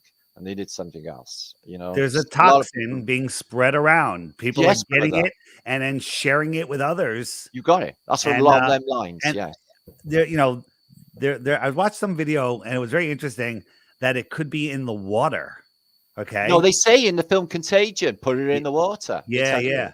So I'm very happy that I distill all my water now. I mean, I'm like. Me too, Dave. Me too. I've been distilling my water since the start of 2020, and I haven't looked back. Well, I was going to say that we need to be stepping up our detox frequent. The amount of times we're detoxing and step up our detox protocols. Like I've recently did a 7-day fast, and I occasionally do 3-day fasts, and you know, detox things and DMSO and MSM and these sort of things. You know, because it's fucking unavoidable. I detoxed last week, Alex. I detoxed. How come you didn't mention your favorite, Alex? Which is enemas. The coffee enema. Yeah, I know it's a bit gay, but it's a necessary thing. I mean, that shit that can cure colon cancer. And when I did my fast, I mentioned last time, David, didn't I, that towards the end of my fast, I started getting these terrible pains in my lower back, and I thought it was kidneys. From the toxins. From the toxins, yeah. I didn't get that on the 3-day fast or 2-day fast, but on the 7-day fast, like on the 5th, 6th day, like, it was like, it kept me awake all night. And then we did a bit of research, and it's the toxins sitting in the bowels. It's just sitting there waiting to be expelled. So the only way you can do that is, because I wasn't having a bowel movement because I hadn't had any food for 7 days. The only way to get rid of that shit is an enema. So once I did that and flushed that out, and that was pretty biblical. But let's not go into details. Don't go into details. I don't want to know. But that was, and as soon as I did that, conveniently avoided that one. Very nice. Very slippery. As soon as I did that, do you know what? I do them quite regularly now because you just feel for so fun, much, right? Not for the exactly. Yeah, and the applicator, I've changed it to a more sort of, you know, phallic looking thing. No, I'm kidding. But it's necessary. It's particularly if you're doing a fast, you've got to do that. You've got to flush the toxins. Look at Roxanne. She's like that. That sounds a bit extreme for me. Who started this? Who brought this up? We can move on. I just said you left out your favorite. That's all. You know, it's a necessary thing. You know how much. You know what Amanda Vollmer's like. She's brilliant. She is the best thing on earth. Yeah, and she recommends, you know, regular, because of the way where we live, and this stuff is unavoidable. Doing regular protocols like that is necessary, but it is, you know, it's a funny thing to do. It's quite degrading when you're doing it. I don't think it's out yet. I think it's coming out the next show, but the next Crow 777 Radio, I think it's the next one. It's one of the next ones. They had this woman on that does this organic raw coffee made specially for that, and it's going to be mind-blowing information. There's going to be a lot of new people doing it. So if you're not listening, if you're not signed up to Crow, everybody sign up to Crow, because that's the #1 button on the homeschool. The #1 button is Crow 777 Radio. Definitely. Nice. Yeah, man. So much gravy coming out of that show. Yeah, man. I'm loving the homeschool vibe. I homeschool my 14-year-old, Dave. I took him out of school September 2020 when all the schools back here went back into classes. And I'll be honest with you, my son's not looked back. He's actually excelled Amazing. in doing what he's doing. He has much more time to do extracurricular stuff. I get to spend much more time with him. And as I said, he's a happier, more outgoing boy than he was when he was, I call it, I'm going to say institutionalized, not schooled. Yeah. He was institutionalized. He was anxious. He hadn't come out of his shell. He wasn't being his true self. He was authenticating himself by mirroring the behavior of the peers that were around him. Yeah. What about learning about space? Don't get me started. He's already awake to the bull crap and knows he's not on a spinning ball, as my daughter does. So for my son, he took school a bit like a computer game. He was just like, right, I'm just going to regurgitate the stuff they've given me, right back to them and get top marks. We've just got to remember what they've said and give it back to them. But yeah, some of the stuff that he used to come home with, it beggars belief, the fact that they are still perpetuated. I mean, I had a conversation with a 6-year-old the other day for doxing purposes. I won't say who they were. A 6-year-old who's homeschooled. Okay. Still getting shown videos about planets smashing together and big bangs, and I was horrified to hear that homeschool is doing stuff like that. So I'm now not disillusioned to think that everybody that's getting homeschooled is getting homeschooled to the right truth. But yeah, I'm advocating massively for what you're doing. I'd love to know more about any homeschool initiatives that I can spread the word. I'm involved in a couple of big homeschool groups on Telegram. Roxanne, any more would be amazing. Anything that you find, like if you find like, hey, this is a good, and it has to be flat earth related, something about, cosmology related. You find something, send it to me and I'll put it, I'm linking everything on the app just to make it a place to go. Fantastic. Wonderful, Dave. Massive love for that. Roxanne, what do you say to all the people that say homeschooling, they lose the kids lose their social aspect of Don't make me laugh, please, Alex. Please. So what social attributes are we talking about here? Because kids get the thing is, the kids get taught in school that cross-dressing and not knowing who you are in life is the right thing. They get told in school about extremism like BLM. They're not taught the truth about it.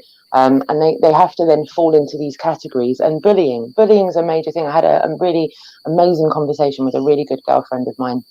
She's moving back over to the UK. She's French, and her children speak a couple of languages. And her main ethos was, I can't put my son into state-run school. He won't survive. She was talking about it like a proper prison. She was like, my son is not equipped for that kind of lifestyle. I'm going to put him in the French school in Kensington. It's X amount of thousands of pounds a year, but at least I know he'll survive. Mm-hmm. Like, what? That's the social aspect that my son's missing out on, not going into an institution. He plays football 3 or 4 times a week with boys that love the game of football. He goes to the local kind of, how you've got the open air pitches over here, they're called goals and power league. But he goes there, meets with children his own age and sometimes kids older, plays in everything from 5-a-side to full 11-a-side matches 3-4 times a week. He goes to basketball, he does swimming, he does tennis, he plays golf on a Saturday at times as well. Like, he does a range of different things, more so than he would have done if he had been institutionalized. And for me, he gets the social part of his life by mixing with all those peers in all of those different extracurriculars. He doesn't need to sit in a classroom institutionalized to say he's made friends that he can stand in the playground with for 20 minutes and, I don't know, kick a ball about a concrete playground. Great. Sounds like fun. I mean, why do we normalize the traumatization that goes on at nursery? I remember how the teachers went, it's fine, don't worry, I know she's hysterically crying right now, Mum, but it's normal, it's absolutely normal. I know you're walking away, it's emotional for you as well, Mum, I get it. And they kind of friendly jest you into feeling okay about being traumatized, about watching a kid hysterically scream, getting dragged off by a stranger, going, come on, let's do the Play-Doh. And the child clearly doesn't want to at 3 years old, get taken away from their mum in a strange place that smells, looks, not very, and they put colourful things on the wall, but then why do over 50% of the children scream and cry when they're getting taken? And I remember going there to pick up my children, and children had cried themselves to sleep until it was time for their mummies and daddies to come and pick them up. That's all fine. We gave her a badge for being brave. Well done, Safi. You did a great job, darling. Horrific, isn't it? It's absolutely horrific. Yeah. What a shame. That's what we're dealing with. Man. Crazy. It must be hell if you're awake and you're young. you know, if you was like in high school and you was well awake to all this information, and they just got to like listen to the indoctrination and the lies being spewed every single day, they can't say anything. What do? They got to suck it up and go along with it because they got to have a future. But it must be absolutely agonizing. Think about Well, it is. We all went through it, didn't we? None of us were cut out for that. We all fucking get out. I did things differently. Yeah, but no, it didn't. Not with me. It didn't work like that with me. No, I could not wait to get out of there. When people say, "You're going to go to college," no, fuck that. You know, some of the most successful people in the world haven't had the state education. You know, right. So, mate, I haven't got no like general qualifications to speak of. Yeah, I'm an author, so it doesn't mean shit. I got a brilliant memory. I could have remembered it all, but I couldn't abide then or going in there. Yeah, I took my own books and asked them to explain this to me because the subjects were really like boring and you're not giving me any info. And they used to just basically send me out for bringing my own books and wanting to know stuff. So they, you know, I knew then, you know, they're not going to teach me absolutely anything here. So go. Yeah, same with the hospitals. One of my family members at the moment has had 5 jabs in the last year. And he's 75. I won't tell you who it is, but he's had blood clots and had a stroke, and he's in hospital. And we're trying to help him out. We're trying to send him MSM and DMSO, and they wouldn't let him take that. The doctors and nurses refused that for him to take his own medicine. So it's same concept, but different concept, if you like. You know. Yes. Hey, Rich, I'm not sure to Roxanne. Did she just drop off the world? I can see me in Dave's house, and that's really weird and trippy. Oh my god! I guess I can it's see on my. there's a little delay there as well, man. It's quite cool. I like that. I'm on telly in America, Connecticut. I am. Can you hear me? What is this? Is this level thumbs up, thumbs sideways? Well, I'll tell you what it is. Right? I did that for years, didn't I, Dave? And everyone said, "Well, that's not a good thing." So because of that, I'm like, "Oh yeah, shit." So not doing that. And then that, like, I had a bit of stick over that, and it's like, you know, this is you can't do that. Sonic thing. So it's like, oh, well, you're gonna give me crap for that. What this? So that is Roman, and that is Roman. So I thought, like, flat thumbs, perfect. But sorry. I did a video on it, didn't I? About because the thumbs up actually meant that they were going to die. Kill you. It's the other way around. Yeah. Kill them that way. Because when you watch Gladiator, they make it look like it's a thumb. But yeah, Gladiator is brilliant representation of history. That's how that shit really went down. It's a brilliant representation of how they actually sort of mirror it. It's like it's the exact opposite. Everything's the exact opposite. Yeah, no shit. Can I just say, Martin, thank you very much, man. Good really humbled to be here because Conspiracy Music Guru, you're a legend, mate. Oh, dude, thanks, man. Hey, how you doing, Richie? Yeah, I'm all right, mate. I'm all right. Big up yourself, man. And David Weiss. David Weiss. I did that. How you doing? No, yeah, but dude, I mean, I've been watching you for years, man. I've never got on the same screen as you at the same time. So I've never been on the same screen as you, so I'm on it. Yeah, it's not quite the Richie, where are you from, man? I'm from Basingstoke. I was born in Basingstoke, but I live off the west coast of Africa in the Canary Islands. Oh, okay. So you're a little bit south of me. Like, I'm an Essex boy, and I've moved to Spain. So we both. So I'm a Spanish. I'm a Spanish province. It's a Spanish province, yeah. So, right, but we both had the right idea in getting the fuck out of the UK. Oh, is what yes. 2009.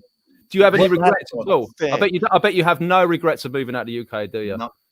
As hard as it, right? It's like I've been homeless in Portugal. I've been homeless here. I was homeless in Spain.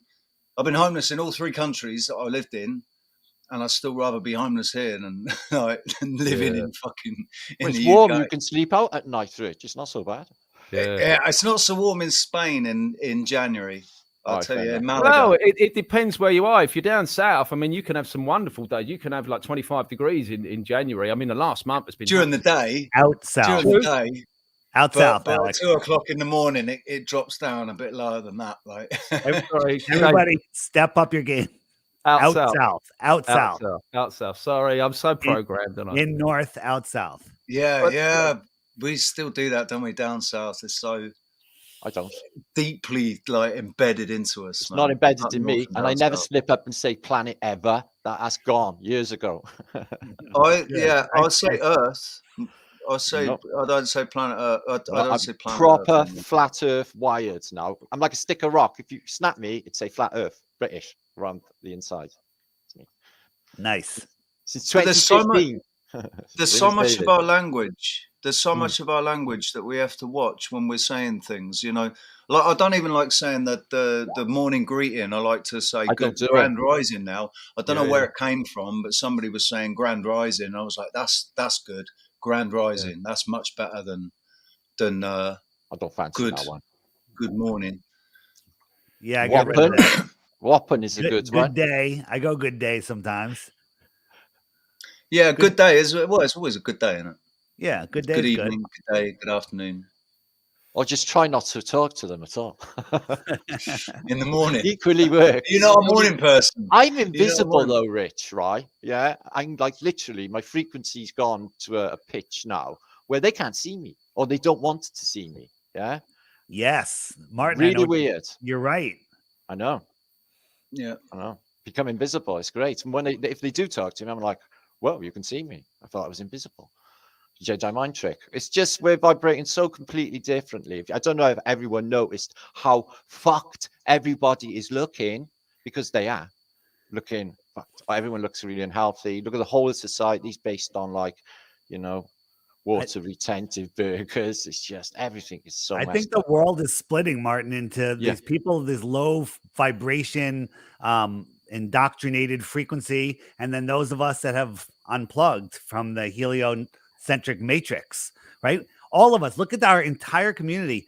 Like, we're never bored. It's always interesting. We all get, mostly we all get along. And it's a fascinating world. You know, look at Roxanne taking her kid out of school, enjoying her child growing up, teaching good things. I mean, this is all amazing. And then It is you look at amazing. these other people. I can't even look at them anymore. Like, I don't see them anymore. Same. Like, they're gone. And the good thing is that now that they've dropped the mask mandate and they're about to do it here in Spain in the shops as well, but they're still saying if you want to wear it, you still can. So now you can walk down the street and in shops, and they literally have marked themselves with this fucking idiot thing. They may as well have a T-shirt saying "indoctrinated twat." Or so in a way, I see it as a good thing because I can walk down the street and know instantly who to avoid. So I'm trying to take the positive out of that. I feel sorry for them. I think that those ones that are still wearing the mask, they're doing it because they're really like they're terrified. They're either terrified of people's opinions of them, or they're terrified of the virus. They really do think that it's Which real. one's worse? And that's One a way or shame. the other, they're living in fear. Which one's worse? Yeah, what a shame that is. I mean, I guess you can give them I suppose a green pass if they genuinely fear for their life and they are genuinely scared. But the people that are just wearing it out because they've been told to and they know it's bollocks, I've got no time for it. That's much worse. But yeah, if they're genuinely fearing their life, then you kind of go, you can only feel pity and sorrow for them, can't you? That's what shame. Yeah, that's it. I don't feel sorry for him. I couldn't give a shit. I didn't like him in the beginning, and now they just show their true colors. And I knew they were like it anyway. They just sold everybody else out. But you have to remember that we were there at one time. We were all indoctrinated. I was never one of them. I was indoctrinated, and I have been. I was just thinking, like, I've been vaccinated. I mean, they've just dragged me out of the classroom and vaccinated me. They've done it to all of us. So if this has happened to them now, I'm wondering, like, what our true selves are. What have they done to us in the past with these vaccines? Sure. Yeah. We might be under levels and layers of deception ourselves because of these vaccines. A different experiment. Easy what you're saying, Martin. You lose your channel. Roxanne's backstage. She hasn't been vaccinated, has she? She hasn't had any vaccines at all. I know that my parents got me vaccinated. For definite, they got me vaccinated, and I had the TB and I had the tetanus, and then when I did some time back in 2002, I was so terrified when I went to prison. They offered me a shot, and I was like, "Yeah, go on and whatever, just whatever to protect me while I'm in here." I think it was hepatitis, Hep B or Hep C shot, and but that was back in 2002, and I didn't, I just trusted that. It's not even trusting. It's just took it for granted. Just Yeah, well, people do. That's where they got them, innit? You trust them because they're health officials, and you should just trust them when they come along with these needles. You know, that hepatitis thing, there's something going on with that as well. The way where everyone's getting like AIDS now, like they want to test everyone. It's like it's all like a big coincidence, isn't it? Oh man. They've done it time and time again. They did it with AIDS, didn't they? They've just been perfecting their technique, and then they're just like, let's do the big one in 2020. It was so ritualistic, wasn't it? I mean, they've been planning it, and they're getting really good at it now, aren't they? Cunts.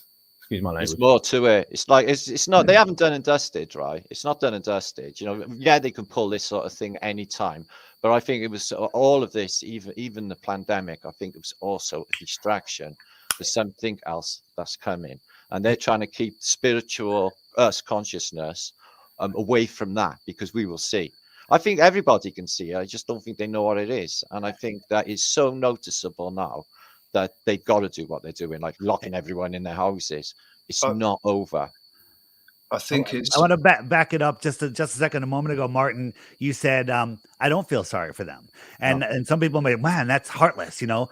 And no, I'm a Buddhist. I'm a Buddhist nature. Hold on, I'm with you, because if you feel sorry for somebody, you are lowering yourself to where they are. You're lowering yourself down. If you really want them to do better, you hold your position. I would, and you you encourage them to come to you. If they're worthy, I would give them or anything that I had, David. You know this. I know that's what you're saying, and I'm saying don't see it that way. I used to feel sorry for people, but now I don't. I just like, I'm over here. Let me show you. Come over here. It's really bright. It's beautiful. And then let them come. I'm not going down there.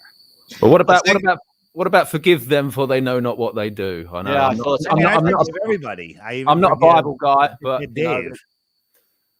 You know, I'm just. I think it's like it's not feeling sorry for them, like really. Oh God, I feel so bad for you. But it's, you know, it's like, oh, I feel bad for you, but yeah, you're over there. That's your choice, man. That is your choice, because everybody's been given the opportunity. It's willful ignorance now. Yeah, it's completely willful ignorance, and there's always going to be some people that are willfully ignorant, because their minds don't go there, and we can't see it. We don't understand it, because our minds do go there, and we're like, how can your mind not go there? How can you sit there and not think about these things? My favorite quote is a Da Vinci quote, where he says there are three classes of people: those that see when they are shown, and those who do not see. And we all know those types. And for some reason, there's just something that cannot click, and they just cannot. This, you know, with all of us, there's been a catalyst. There's been something that's got us into this awakening. Like for me, it was 9/11. For many people, it was 9/11. But that just clicked, and then all of a sudden, I was this information sponge. For these people, those who do not see, for whatever reason, I don't know. It's just, maybe it's not part of their journey. They're not supposed to see. It's just not part of their existence for whatever reason. So I think some people have allowed themselves to get so unplugged that they're just completely disconnected from that true source of information. And sometimes it can be repaired. Sometimes, you know, that, as you say, Alex, that's their journey. So I just see so many people that are all of a sudden opening their eyes, going, they see it. There's so many people waking up. It's happening. You know, but so many people say, you know, people just aren't waking up. I see it totally different. I see more people waking up in percentage wise every single day, every day. I think we're literally right at that tipping point. And the question is, are they going to tip the tables over before we tip, you know, the power back to us? And what is it they say, that when a government, and when a totalitarian government is reaching its ends, its rules become more ridiculous or something like that? And they expose themselves as well. Yeah, we're definitely at that point. How much crazier it's going to get, God only knows. But I hope I'm alive to see a mass awakening, and particularly the flat Earth, you know, be getting much more. And it's not this fringe subject contained, you know, pushed over to the one side of the internet and censored. You know, I hope I'm alive to see, you know. So you know, I think we've already seen a massive awakening with flat Earth. Personally, I've seen it. Like, I couldn't have a conversation about it 4 or 5 years ago, and now it's, you know, it's quite a regular thing to have a conversation about it with somebody. Everybody knows about flat Earth. Everyone's heard of it at least. At least. I think Rox is chomping at the bit. She's backstage. We're being rather rude. I didn't realise I couldn't have more guests on. You can. Oh, can you only get 4 on, man? Well, no more to come up. Let's have a look. I think you can do it. There it is. Oh, it was. Sorry, I had to scroll down. I didn't see that. Oh, thanks, David. Roxanne, now she's gone. She's identified. No, she's there. She's invisible. She identifies as transparent. Nice. The thing is, she's got the kids driver, aren't they? So she's probably had to go and look after somebody in the background. Let's take turns saying mean things about her until she comes back. Her pronouns are who and where. Oh, here we go. Hang on. She's written in the. She's gone to the toilet. Oh, don't announce that loud. We don't want to know. Oh, great. Now we're Said it like hush down. Isn't it fantastic, the Truthers? You ever think about how fantastic the Truthers is and the effect they've had on reality and this paradigm? Wow. I wouldn't miss it for the world, me. What a blessed road. What a blessed road it is. I mean, I wouldn't be doing any of this stuff musically. I've said many times on other streams that I was just drifting through the pubs and the clubs doing my apprenticeship, singing cover songs and tepid love songs and all of that shit. And then bang, flat Earth. Now I've finally got something of worth to put into music, something that actually fucking matters, you know. And everyone thought you were American, man. It was, I couldn't believe it the first time I heard you. It was like, what? I went to America, remember, and I didn't, you know, my intention was not to fool people, but that they were kind of like, when I was introduced and people were meeting me, they're like, I thought you was American. So if I can convince American people that I'm American, then no, I think I did a good job there. But do you know what? I used to think you were American, dude. That's crazy. I mean, that's a compliment, right? That's a massive compliment to say that I actually thought you were the guy that you were portraying. You know, it was a stereotypical voice. Maybe I've been watching too much American TV, but the song just worked. When I picked up the guitar and I did that kind of accent, it was because country music is a great way to tell us. Country like a good Southern accent. It's one of the best. One of the there best. You go. Wow. It's because we get so much American television, so we're subjected. So I think it just sort of sits in. And if you're a good mimic, I'm a bit of a mockingbird, really. I'm a bit of a mimic. Dude, I'm a musician. Just I don't know if you know what I don't know if you've seen any of my stuff. Oh, it's bad stuff, Rich. You does. Beautiful singer. You reduce you to tears. Alex. That's what I do. Well, I can't. I haven't been able to work since August last year. But that's what I do out here. I'm just cover songs, just singing cover songs and that. But I do write music as well. I've written a Flat Earth song a few years ago. It kind of sounds like you're at the crossroads where I did all the pubs and I did it. It was a necessary thing for me to do. It was necessary my evolution as a musician and just as you know my spiritual growth to do all of that apprenticeship and then realize that there's more to this. You know, so I think you might find yourself drifting into the same sort of ballpark as I've been doing. I really want to get into truth, like music with real lyrics, real content, actually telling people real stuff. Yeah, it's just I need to work with somebody. I've been working on my own for so long. I'm so bored of myself. Do you do any producing? People really well. Huh? Do you do any music production like on Logic? I produced all of my stuff, all of my own stuff. I produced it all on GarageBand, and so there's no reason why you can't do that then. And there's no reason why. I mean, why would you want? You're an instrumentalist. You play instruments. I mean, you don't even have to be an instrumentalist if you're using Logic software because there's so many samples and sample packs that you can buy. I mean, all you need to have is the imagination and the lyrical content, and it really doesn't have to be that musical. You know, it can be pretty simple, really. But I don't know how competent you are as a musician and a producer. That's what I mean. I mean, I've been doing it for so long by myself. I was an apprentice sound engineer for Martin Rushent, the sound producer. Martin Rushent he was the Buzzcocks and the Stranglers and Phil Collins and Shirley Bassey as well. He worked with. But so I'm pretty competent as a musician. I can't read music. Me neither. I can't read about it. If you put my dad can't read music either, and he's managed to stay in the industry for the best part of 40 years. So I have seen great musicians that have been through the system, and they have the notes and everything, and they can read it, but when they put the notes in through their brain and into their fingers, there's no love in it at all. There's no passion, soul. there's no light and shade, there's no emotion to it. There's nothing there. Yeah. So I totally agree with you. The best musicians are the ones that play by ear. If you put a sheet of music in front of me, it'd be like Korean to me. I'd be like, what the fuck? And so I just use my ears. I'm blessed with good ears, and I think that's been the best road for me, certainly. But these musicians that read music, I feel no soul in it at all. If we get a chance, maybe I can get Martin to play my song. Yeah, do it. I'd love to hear it. It was, Vertek. Vertek produced it. Yeah, sure. Yeah, Vertek. Yeah, I know Vertek. I met him. Yeah, because I did it all on GarageBand, and then I sent him. I was sending him the stems, and he proper produced it. Because I'm not really a producer. I'm not. I'm a producer because I'm producing it myself. That's the only way that I'm a producer. I don't know what I'm doing.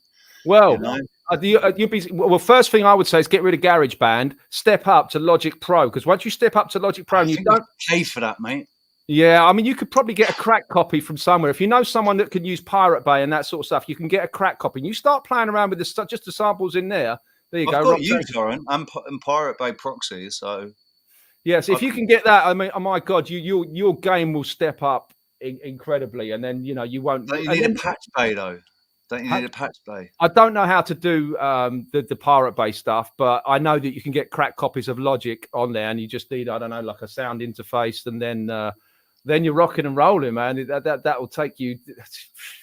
And then there's so many videos on YouTube. Do you know how many people that are doing Logic tutorials? And if you want your vocals to sound better, thicker, wider, you want your bass to sound better, or the kick drum, or you want to do, you type anything into YouTube, and that's what YouTube is good for stuff like that. It's absolutely fucking useless for truth. But if you want to learn music production, my God, yeah. So I would say definitely step up to Logic. It's pretty much anything. You can learn pretty much anything on YouTube, man. That's one of the things. Not the truth. You love about it. Yeah, not the truth. Not the truth, obviously. Yeah, but anything else. If you want to learn how to weave a basket or build a house or go off grid, any of that, no worries. Yeah. The YouTube is my best buddy for music production. Like, why isn't that vocal? So why is the bass is conflicting with the kick drum? Like, how do I separate those two? And learning how to equalize it and all of those sort of things, and making the vocals thicker and all that. So all those little tricks, they're really easy, because all you're really doing is just learning stuff and moving the mouse around and using samples and that. And Logic, get rid of GarageBand, man, and go up to another digital audio workstation, and that will really improve your game, man. But I'm looking forward to hearing your track, man. Yeah, man. Cool. Do it, Rich. Set your intent. Make it happen. I'll act it. It's in the private chat, but yeah, cool. Because we need more. I encourage that massively, because we need more conscious music. There just ain't enough people doing it, Yeah. So we need way more of it, and especially the 432 stuff as well. Okay. I do love a bit of music talk. My dad's been in the industry for a few decades, so I do love it when I hear musicians coming together and talking shop talk, because for me, music is life. And for anyone to make music and make music better than they already are, I feel like you're putting something good into the world doing that. So yeah, it can be really, really powerful. It's such a power. I've seen it with my music. It's incredibly powerful. Yeah, it is. It is. Listen, I've gone to protests and filmed at protests where your music's getting blown out all over the place. I keep hearing that. I keep hearing people that it was blown out at the trucker protest all the way over there. And I'm like, I love a bit of it. I heard it played in Ottawa, and I heard I think it was Nate as well. I heard Nate played in Ottawa. So maybe, it's a strange thing, because as far as I'm concerned, I've got this tiny little channel, and people think, oh, you've got 50,000 subscribers. That's massive. Well, in the realms of YouTube, no, it's not. It's tiny. So maybe, there's a lot of censorship there, I'm sure, because I'm not sure we're given the right views on YouTube, Alex. Really? Do we believe? Does anyone, just in the chat room and on the panel, does anyone believe the numbers that YouTube's giving everyone? So I must be bigger than I because no shit. Loads bigger. Probably 10% shows up. Yeah. I wish my music sales would reflect that, because no one buys. Well, they wouldn't, would they? Because they can get it on YouTube for free. So I don't know. Not that my goal is to make money, but I've got bills like anyone else. Listen, you need to get out there and you need to do some real life gigs, because I, for one, would pay good money to see you live. There's a problem with that, and I hear that a lot, because I get messages saying, when you come into so-and-so, when you come, one, I fucking hate traveling, and two, I can reach way more people from the comfort of my own home. I can go and do a gig and play to 500 people, great, right? But to go and travel costs a lot of money. You'd need you have to have a sound crew and all that to do all but that. It's not the same, Alex. It isn't the same. I mean, it's great. Don't get me wrong. Online gigs are great. There's a place for them. But there was nothing like standing there in front of someone who is performing live. I agree. I do agree. Like that experience is incredible. But in terms of reaching more people, which is the goal here, in my opinion. More people. I can do it from the comfort of my own home and not have to deal with traveling and all of that stuff that I've done. Like I spent 30 years doing that. So, but you could marry the two and become freaking huge, mate. You could do live streams of your live gigs. And you can open it up to it, and then you can then after the gigs, you can go and talk to people, you know? That's the other problem with that is that I don't work well with other musicians, because I'm I get that. Right, and I've worked with other musicians, and they're a fucking pain in the ass. They're all ego driven. They don't even know how to look at their watch because they turn up an hour late. Musicians are a fucking nightmare to work with. So punctuality, mate. That was always my worst thing with people. If you're late, if you're 5 minutes late, that's rude as far as I'm concerned, especially when it comes to music, right? If you're half an hour late and you haven't even bothered to send a message to say, mate, I'm running a little bit late. I can't do it. So I have to do everything myself. So to go on tour or whatever, or do like it, I would have to put together a team of competent musicians. You have any idea how fucking difficult musicians are all like drug addicts and like do stuff like wreck hotel rooms and things. They're not reliable, are they? I don't. I tidy up after I leave. That's a stereotype, isn't it? Fold the towels. I do. Yeah, you're so gangster, Alex. Frightening me out. Yeah, I don't know. I would love to do all of that and the rest, but just the logistics of it all and the finances of it all. Just like I'm reaching a lot of people, but from the comfort of my own home, and I kind of like that, because I'm a bit of a recluse, really. So it's just what you want, really, is Alex. You could like go on shows and do live performances from your home. You could come on, I has 1,000 people sometimes in my chat. Like, you could do a little thing.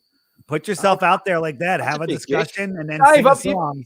Dave, you've already got me writing 10 children's books. You've already got me producing those, right? I've only got one pair of hands. You did it for the truth, the Dr. Kaufman's thing. You could do that like once a week. Go on a show and sing a song. That'd be huge. And then plug your books, plug your stuff. It'll happen. I do a lot, Alex, and I make it all happen and make it all work. You just got to do it. Yeah, I know, but I also do a lot. The thing is, I get a lot of people in the community asking me to do stuff. But Alex, what do you like to do better than play music? And what do you do like better than playing music in your own studio? It's a win-win. Set yourself up, play the song you want to play on a show in your studio with your equipment. How could it go wrong? Man, if I had the kit to do it, that's what I'd be doing, man. I've never liked doing live stuff. When I did that thing with Andrew Kaufman and Amanda Vollmer, I was trying to convince her, hey, are you sure I don't want to, you don't want me to do a pre-record? Because there's so much stuff that can go wrong. Alex, do a pre-record, but don't tell them. Just wear the same clothes. Just mime it, dude. How are you talking? Now you're talking. They'll never know. As long as Rich doesn't sing Everybody Hurts. They'll never know. Oh, God. Yeah, no, there's a lot of things I could do, but again, I do only have one pair of hands, and I don't like doing live stuff. I prefer doing, the green screen stuff and the stuff that I can control. With a live gig, you can't really control. I don't know, maybe who knows what's coming around, in the next 5 years, because I never thought I'd be doing anything like this. Hey, say again? Or 5 days. Yeah, if I keep speaking to you, every time I get on the stream with Dave, he's like, no, you need to do this, you need to do that. He's like, oh, fucking hell. Helping. Helping you be more fantastic. That's all. I am more excited about your book than you are. It's going to be the greatest kids book ever. It's going to be amazing. It's going to be good. I'm really looking forward to it. I'm really looking forward. And we've made it look really, really bright and vibrant. And I think kids are going to be attracted to not only just the character of Flat Earth Man, but his little dog, and the story is captivating as well. Alex, any flat earther that it's getting a birthday present for anyone, flat earth or not flat earth, for a kid, that's the only gift right now. There's nothing else. You have the market cornered. Okay. Yeah. Like if I have to give a young kid a gift, he's getting that book. Hurry up and get the other ones done. Well said. Well said. Well said, man. Well said. Yeah. You've got the market. Couldn't have said it any better myself. I have children. I have other young children in my family. So yeah, can you get it done? Roxanne's gonna get a half a dozen of them I'm already. definitely getting at least a dozen. I've got half a dozen to give to immediate family, and then we've got loads of birthdays coming up. So yeah, get it done, please, Alex. If Yeah, we I could will. get some sort of I'm on homeschool it. curriculum put together, like a book list as well for homeschooling. Yeah, you could even sneak them into the prisons that we call schools now. We could put them on the bookshelves. I don't know, but yeah, I mean, Dave mentioned it a couple of 3 weeks ago. It's just an idea. It's about 3 weeks ago when he mentioned it, and I was like, "Oh, fucking, I'm really busy at the moment, dude. I can't." And he's like, "Do it." Like, all right, okay, but I don't know how to. Right, I'll put a shout out, and I'll get someone from the community. And somebody, bless him, stepped up and said, "I can help you with that." Because I don't know how to do PDF formatting and all that stuff, and putting filters on. And so anyway, between me and him, we started designing this book. And 3 weeks later, it's done now. It's fucking done in 3 weeks. So it should be, I've got to figure out which distributor I'm going to go with, blah, blah, blah. It's quite, once we get this first one done, the rest will be a piece of cake. So Alex, can I share a quick preview? I'll share a screen. I'll do absolutely. a quick Absolutely. Yeah. Wow. Yeah. Cool. I've also got Richard's screen. Sutton Hold on. shirt as well, like that. Yeah, I sent you the latest flip book, didn't I? They used the latest one. Yeah, That's the one. I have the latest one. Go on our Skype. I think you'll find it. I got it. I have it. Are you gonna? Can I ask a question, Alex? Because I do have a beautiful little family friend whose first language is French. Are you going to do the book in any other languages? Well, I can't because or is the book going to be done in any other languages? That would be down to someone else if they want to translate it. I mean, that's I hadn't even thought of that, Roxanne. What a great idea. Hey, I got to jump out and come back in to do it. Give me 1 sec. Okay. Yeah, what a great idea. I mean, you'd obviously have to get a French person or a Spanish, but that would be great idea. Yeah, I hadn't even thought of that. I mean, even in Spanish, the Spanish is like massively spoken everywhere, isn't it? Like just in another language, any other language. I mean, trying to get it to rhyme in another language, I don't know, but it doesn't. Yeah. Oh God, you really got me thinking now, Roxanne. Fucking hell. There's a flat earther with a translation company with friends with. Oh yes, indeed, yes.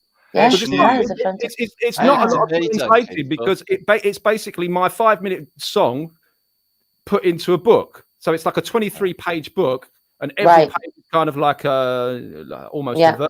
So it's not a novel that needs translating. It's a 5-minute song. You know, I mean, because I'm just thinking about preschoolers that are Spanish, that are French. You know, English might not be their first language, and if they're learning to read, they want to be, interactively in a book. Maybe thinking about getting it published in another language as well, just so that you've got that covered. It's a great idea. It's a great idea. Okay, thank you for that. Yeah. Any publishers or anyone listening that's of any of those, or anyone that's listening that could maybe lend a hand. I think the logical step would be to release it in English and let somebody see it who can actually, translate it. Send me the text, I guess, and then we can put that into a PDF and then release it again. I think what you might find will happen is that you'll get a lot of requests. People saying, "Can you translate this into French?" Well, people do that with my music videos. If you look at my channel, there's the playlist called Flat Earth Man Translations, and people have taken the videos and put the subtitles, and it's been translated into probably about 30 different languages. So people have done that just automatically, just taken my videos and translated it into their language because they can obviously see the power of it. So I wouldn't mind betting that people will do that with the book as well. So they might just do it by default. Exciting. So exciting, Alex. Really is. Well done, you darling. No, thank you very much. It's just a passion for this community, isn't it? It's a passion for getting the message out. Getting the truth out in any way, shape, or form possible. Wrapping it up and putting a bow on it. Are we sharing? Lovely. Are we sharing? I can't see. Martin, you got to bring up the window. I have it shared. And I've got to give a shout out to the guy that did a lot of illustrations on this, Lao Sing Chan. Bless him. Thank you, man. I got it. Okay. All right. There you go. And it's not going to be a digital book. This is just a proof. Oh, wow. So yeah, basically, we've got. I remember when I learned in school, or you could do it in the Flat Earth Man. I remember when I learned in school about gravity. It was so cool. I had a teacher that knew it all. She taught me how water could stick to a ball, how buildings stick to the underside of a ball that spins like a carousel ride. Man, that all sounded crazy to me, but I love learning about gravity. And it just goes on and on and on. It's basically screenshots of the video that I've put a cartoon filter on, and we've got like a Western like mirror frame border there to sort of give the idea that it's a cowboy character, and it's very vibrant, and the nice big fonts on it, and pretty simple, really. And the kids can listen to the song before and after, and it'll help them read because they'll have the words in their head already. Yeah. Yeah, That is fantastic. At the end of that page that Dave is showing, you've got the QR codes there that will take them to the original, that will take them to the song if they want to listen to the video. It also take them to Dave's app, and what else have we got there? Gravity T-shirt and scan for what's that say? Music, music video and the app, and what's that? Right. One? Yeah, and the album as well. Yeah, of course. So they're all learning tools right there. So pretty cool. Pretty cool. That's really cool, man. Well done. Well done. Absolutely credit where credit is due. Hats off, guys. That's absolutely brilliant. What an amazing, colourful, engaging thing to get the youngers into. And earlier that they can learn. You know, we learn late, so it's our job to help people learn early. Roxanne, you know? Think about a kid just learning to read that's already got that song in their head. So now they're reading it and they have the words in their head. They're going to learn to read so fast and be smart. Does anyone, I don't know if it was just me, I think he was called Muzzy. Does anyone remember the children's videos, Muzzy, that were language videos back in the day? And it was exactly that same premise. They had the songs, and it was the song you basically learn in all the various languages. And they gave you the song in English, then they had the cartoon with it, and they would then give you the song in French and Spanish, and it was much easier to remember the song and then learn the words. So this is amazing. I mean, this is amazing. What an amazing blueprint to go with. Well done, guys. Thank you. Yeah, we're very excited about it. Very excited. I mean, it's been a few sleepless nights because there's been there's some errors in it and that. And like I say, I've been working with a guy, and he's been from the community, and he's been absolutely brilliant. But in 3 weeks, I mean, I was watching some videos of how to self-publish a book, and these people are going on Fiverr and using illustrators, and then they're using formatters, and then they're using criticizers, and then they're using proofreaders, and they're spending all this money. But I've got everything already, man. So it's in 3 weeks, we've got a book, and it hasn't cost a fucking penny, just time, passion, and some heart, So that's amazing. I think when you're doing something pure that's like something like this, I think the Most High kind of paves the way and makes it just all go so much smoother and quicker and easier. Absolutely. When you do things with the right intent and righteousness, with the good intent goes a long, long, long way. And I think that's what we're seeing here. I mean, it's a manifestation, man. It's a manifestation. You've manifested this. Yeah.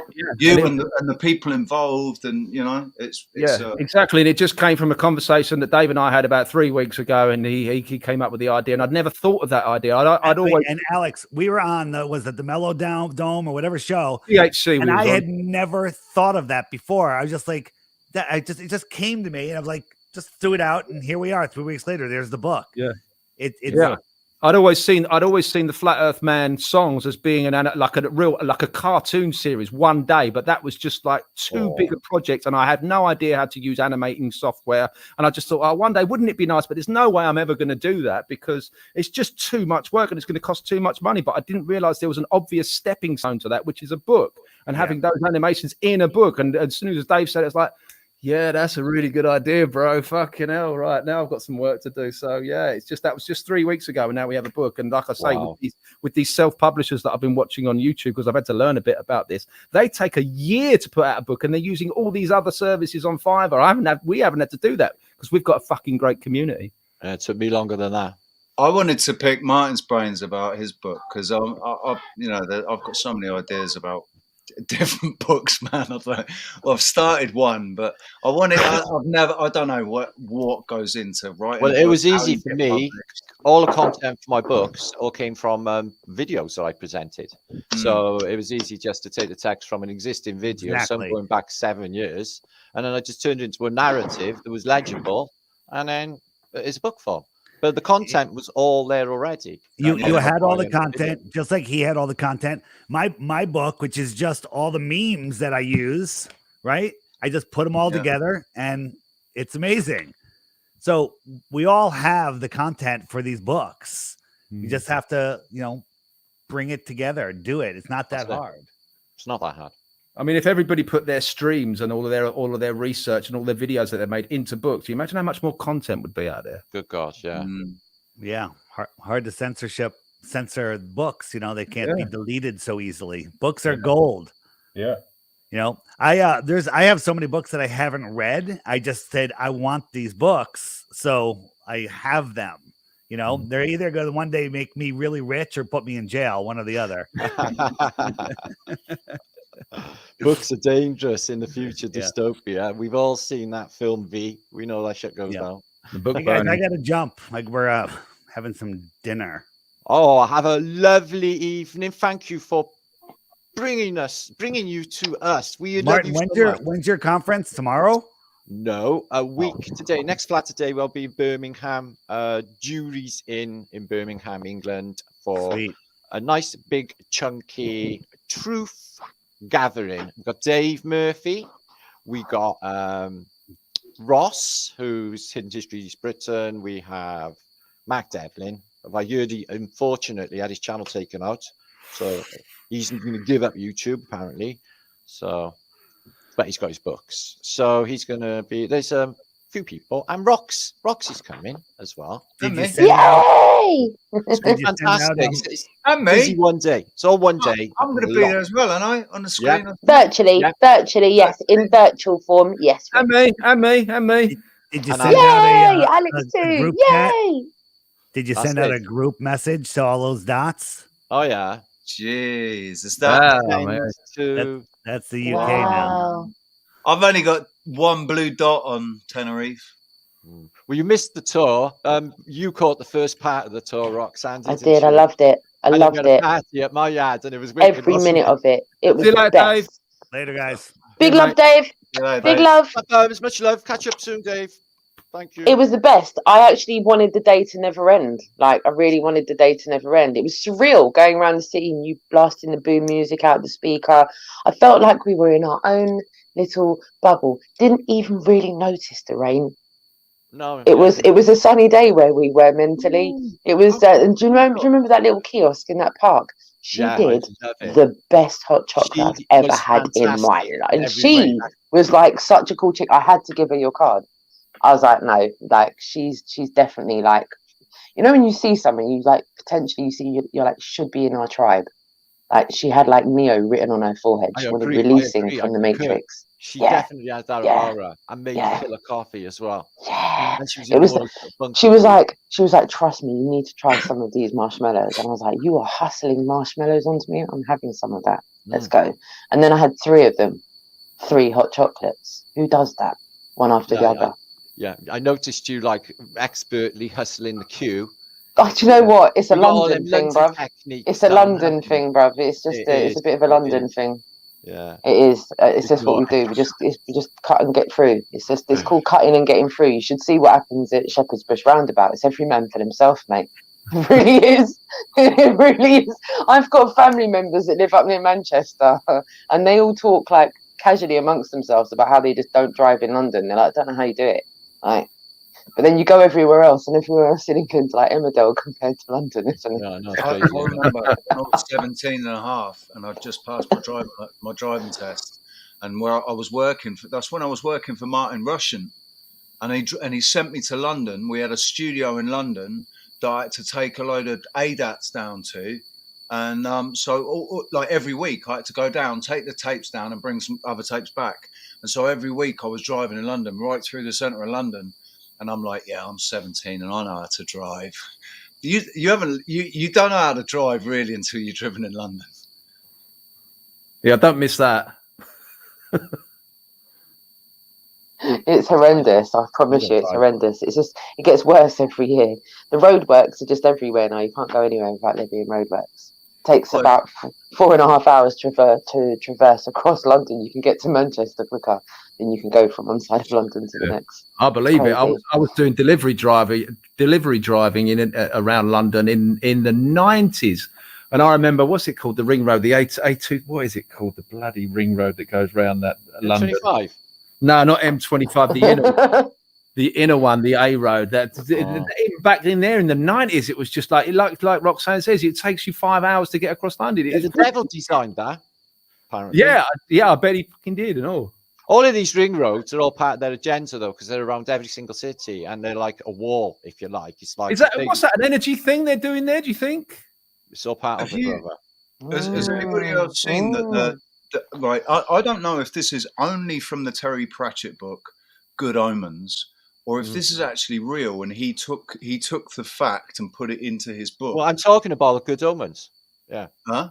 I was talking about Good Omens when he said that the devil had made the M25 and it was in flames and nobody could leave London in the book. Yeah, that was it. Yeah. That's it in Good Omens. Yeah. And it's a sigil, isn't it? It's a sigil for some demon in hell, and it's, I don't know how real that is. Oh, there's something up with them ring roads. They can cut off entire cities for them, and they got their massive fences as well. When I was in Bath on the tour, my friend India, she cheered on like normal radio, and they were saying, that when we were in Bath, that they were discussing putting some big wall around Bath. And they did it with Cardiff when President Obama came here. They had a 12-mile long wall around Cardiff and Newport. So where's all that now? So they just put it away in some hangar somewhere waiting for what? So they can just, like any city, they could just completely quarantine. And these ring roads were definitely a part of it. There was the inner one, it was working. And then they put every city, big, cut up all the countryside, big ring roads. One way, and most cities only go certain ways in and certain ways out anyway. Yeah, even London, you got the M4 is the Bayswater roads, and then you're out the other end. It's just like, what? Did you know that all roads are classed as waterways? It's a flow of currency, right? Really? Yeah. Waterways. If you look at it like that, it's perpetuating the it's an energy flow, isn't it? That keeps that it's like an energy extraction matrix where we're all just these people just transferring this energy through these ways, through these if you look at the cities like a circuit board, you look at circuit board cities, and these roads are specifically designed to carry energy around, and then you realize, like, I'm just part of this fucking energy extraction matrix. That's exactly what the demon Crowley, his name is, and he says that's what the M25 was created for, because all of that bad juju, all of that bad energy, people getting pissed off on, gets infused into the sigil, and then perpetuate. That's why there's always no work. So that's because they're there to infuriate people. Yeah, man. They do it on purpose. There's nobody going to work on them. It's just to piss you off, so you go home really grumpy. Yeah, that's why they do it. Pass it on. And they talk about that in Blackadder the Third. They do. It's just a little bit where Blackadder's talking to Baldric, and he said, that's just how life is. I kick you, you kick the cat kicks the mouse, and it's like it gets passed on. Whatever it is gets passed on. That bad energy. Yeah, that's exactly what's going on.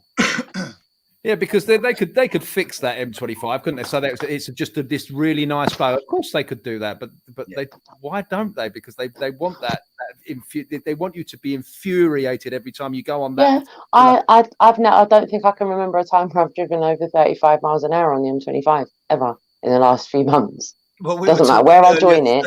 I join it. Yes. Do you remember we played that little game today? He's right. I said, I'm on the M25, Rich. Guess how fast I'm going? I think he was looking out my back window and he was like, about 10 miles an hour, about 7, 6. Oh, right. You're at a standstill. And I was like, yeah, again, 4 lanes of absolute standstill traffic and, 40 minutes to travel 5.5 miles. Make it make sense to me, please. I think you're right. I think you just look around you and everyone's seething. Why? Because we've all paid £1.85 a litre for our fuel. Like absolute mugs. Can someone tell me why we're still doing this as well? Like, I know we've all got to go to work and all of that, but we are genuinely all buying into this. They're just raising the stakes and we're all going, yeah, but I still need to fill my tank though. There you go. filling up. What do you And think I see people literally wanting to cry at the pumps, like they're putting fuel in their car, and everyone knows they can't afford it. Yeah. Like no one can afford a hike of 60 quid to 90 quid to fuel their car. Who's got 40 quid? Especially some people. Had a conversation, a couple of girls I know that have got like 4 or 5 children, and they're all at different ages. They've all got different after school clubs. They've got various clubs on a Saturday. So just the school runs alone. There's one that's under the age of 4, so it's starting, when you pick them up halfway through the day. So they've got the morning run, the afternoon run, the after the school run, then taking them home, then taking them all to their retrospective classes. So anyway, she tells me she's filling up 3 times a week to do this. And that was normal while it was 40 something quid to fill her car up. But now it's 90 something quid to fill her car up. And that was at the first. Obviously, see, I'm talking about, earlier on last year, about November time. Do you remember when all the fuel shut down and no one could get any fuel? So after that, they introduced something called E10. Am I right saying it's some E10 fuel? It's got a different octane. It's got a different octane. Anyway, it seems to be burning differently, and people seem to be going through the fuel faster as well.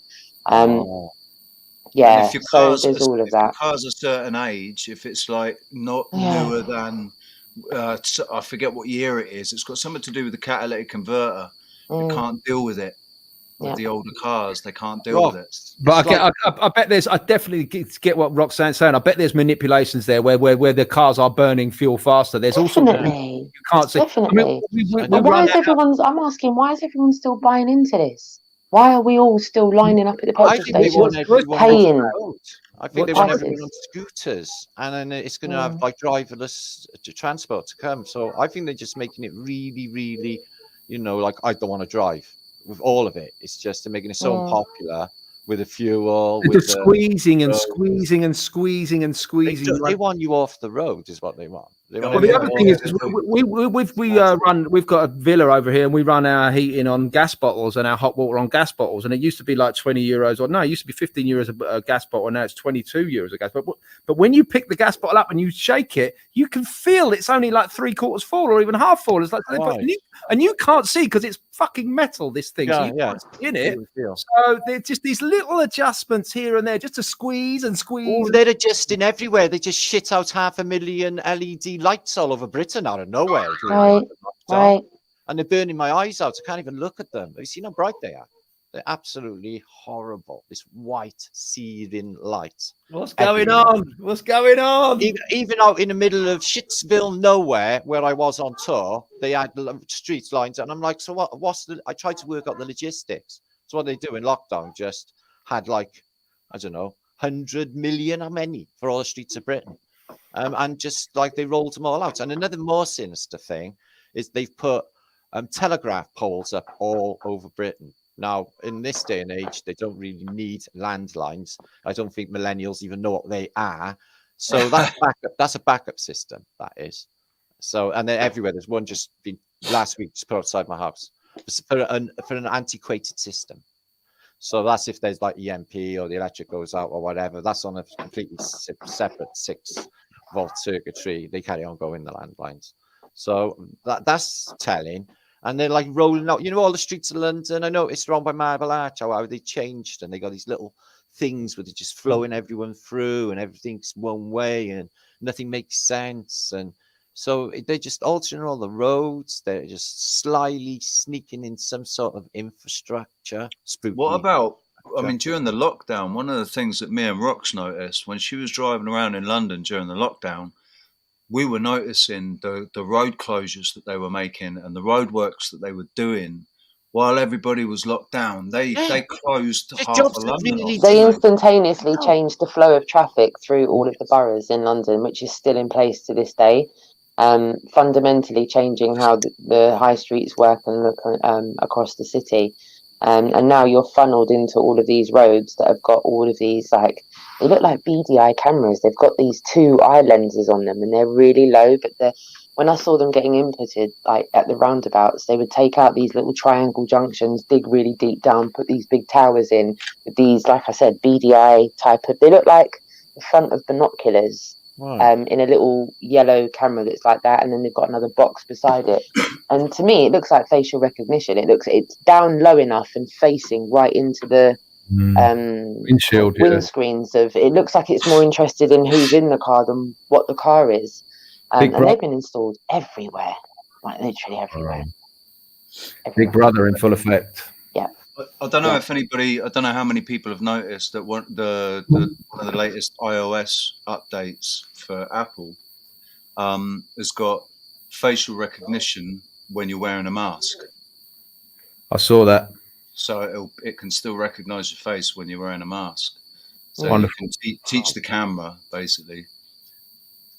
So it's basically, it must be doing an iris scan of some kind. And I saw another video as well, when you think your phone is off and you're holding it to your face, and somebody did a test it's actually taking a photograph of your face every 5 seconds through infrared, and you don't know it's doing it.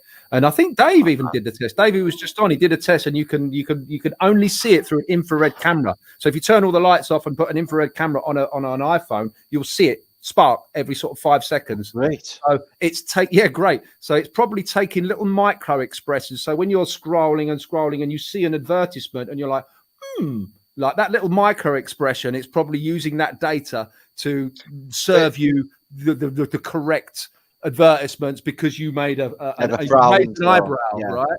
I think they've cloned everybody that's of interest to them, like that they think might be a threat or anything. They've cloned in a computer environment, in a program. They've got some sort of AI going that's trying to predict what people are going to do. I'm not talking about us, maybe, but so bigger players. They're constantly trying to predict what everybody's doing, and I think that's what Telegram is all about. Telegram. Yeah. If you look at one of the founders of the Telegram, he's a member of the World Economic Forum, right? So Telegram is this supposed to be this truth of place. So for me, that's like the way that they can monitor the resistance, so they can see all of the information that we're sharing. They know what we know. So I came off Telegram for that. I mean, it's a great app, but when I saw that the founder of Telegram was part of the World Economic Forum, I was like, I didn't know that. They would do that. I didn't know that. I didn't know that. Yeah, just found that out. Yeah, guy by the name of Durov, I think it is. You can, well, I wouldn't Google it, but you can find it. There is a meme. You can find his name on the World Economic Forum. He's the founder of Telegram, so it is a great way to monitor the resistance and see what we're all talking about. So of course they're good because it's a fantastic app. It works brilliantly. Unlimited server. You can use it as a storage. You can use it as a cloud. All free. When something's free, you are the product. That's what we've been doing. Me and Rox have been using it as to transfer files. Because you can transfer up to 2 gig. It's like a bloody Dropbox. Yeah, exactly. Right. And it's free. Yeah. That's the question, right? Why is it free? Why is Facebook free? You're the product. Absolutely. Yeah. You're the product, isn't it? So what is it? I never did like Telegram or Discord. I thought there was something in the name. Discord. I've got Signal as well. Oh no, Discord. Me and Rox have both got experiences with Discord. I've got 2 bad experiences with it. Murdered your computer? Basically, yeah. I know. I've got one laptop that I can't use again now. I was saying it to me when I murdered my computer. Yeah, and devices as well. 2 phones. Anything you do digitally, you've got to go. I know this. Anything you type into a search engine, anything you type into a message, anything you email, anything that goes somewhere first before it then reaches its destination, it's all being monitored. As far as I'm concerned, that might sound a bit paranoid, but that's always been common knowledge, and they do. Yeah. That's why I don't like. It's kind of why I, like with terms and conditions and stuff. I'll read them and I think, well, I can't. I've said yes to all these other terms and conditions, and I'm not. If I don't say yes to these terms and conditions, I can't use the product. So I'm just going to say yes to these terms and conditions. Yeah, that's how they get you. I can't. I had a point. I was going to make a point, and it's completely gone out of my brain now. So is it to ignore terms and conditions? I can't believe you read the terms and conditions. Who does that? No, I save them. I do save them. But after watching South Park, you know, Yeah, I know exactly what you mean. The South Park editions, yeah, where we're going to rape you and we're going to take you, you know, all of that. And you go, centipede or whatever it is. Yeah, that's how they got you by the balls. I mean, what can you do if you want to use these platforms? And they are good in some way, shape, or form. We can use them, but they everything's monitored. Everything is monitored. Guys, excuse me while I just get myself a hot drink real quick. I'm just going to pop off camera and just get a hot drink. But Martin, I want to just give a massive shout out to your chat room. I've just seen a couple of comments in there. There's amazing interactions going on in the chat room. Massive flat thumbs to everyone in the chat room. Really good points. Your viewers are just amazing. Just amazing people. Amazing people. Amazing people. Right, I'll be back shortly. Chat room is just like there's no other chat room like your chat room, mate. I know. And I made maximum efforts to shut the fuck up as well. How good am I? I want brownie points for that. Yeah. Yeah, man. Yeah. No, it's been a great stream. I've really enjoyed it, mate. Really enjoyed it. It's been great conversation. What I want. It's just like people bouncing, you know, ideas bouncing around, just conversation. This is where it's at, mate. This is where it's at. Yeah, man. Bullshit-free realm. We deal with enough bullshit in our lives, guys, don't we? I do. But the Truther community keeps everybody supportive. And there's like, you know, there's a lot of support system with all of us. Yeah, and there's a lot of love. So we've always got the Truther community, which are beautiful people, all of them. Got on the right vibration, didn't they? All of them resonated the same truths. We're all in it for the same reason, aren't we? We're all we've all got different journeys. I understand people got different ideas. We're on the same boat, though, aren't we? We're all on the same boat at the end of the day. What I love about it is everybody's arrived there off our own steam. We've all got off our own backs. Nobody pushed us here. We all found ourselves here, looking around, going, "Oh, yeah, all right, mate." Like, my name's Rich. How's it going? Yeah. You know, we're all sort of. We might not think exactly the same thing. We might not all agree on everything, but we've all basically come to the same conclusion that they're lying through their teeth about all. And the reason they're lying is because there's something, you know, it has to be that knowledge is power. They're trying to keep this knowledge from us because it contains power. So it's our power, you know? Yeah, it's us. I mean, at the end of the day, we are. I think I feel quite strongly about it that it's all about our perception. Perception's the key to reality, and they've done everything they can to steal everybody's perception. So they've got the collective perception, so they can control reality. Yeah. And all we've got to do is own our own perception. Or with fear and negative intent. Look that's why it's hell, because that's what they turned it into. Everyone's fear everything. Yeah. Imagine if that was turned around, that people were good news every day, you know, or just good things every day, you know. Well, if you think what we've achieved with this negative intent, it's not our negative intent, it's theirs, but you know, it's all been done through bad energy. If we were connected, if we were truly connected and knew we were connected, and you know, and operate in the way I can see it in my mind, you know, really harmoniously. It's like the bloody Matrix when they're all in the like the Avatar. You're thinking more of Avatar, like a hive mind. That's what you're thinking. Yeah. We could change reality like that. I was thinking about it last night. I talk to myself so much, man, and I'm talking to myself last night, or whoever it was that I was having the conversation with. Like, I'm like, yeah, but there's like reportedly, if we go by theirs figures, there's like over 7 billion of us, and there's only about 20,000 of them. Really, when you get down to brass knuckles, I mean, really, when you get down to brass knuckles of the human element, there's probably only about 3 or 4 of them. I don't think it's a human element, though. But the thing is, I think that we are, because we're souls incarnated into physical bodies. We are the authority here.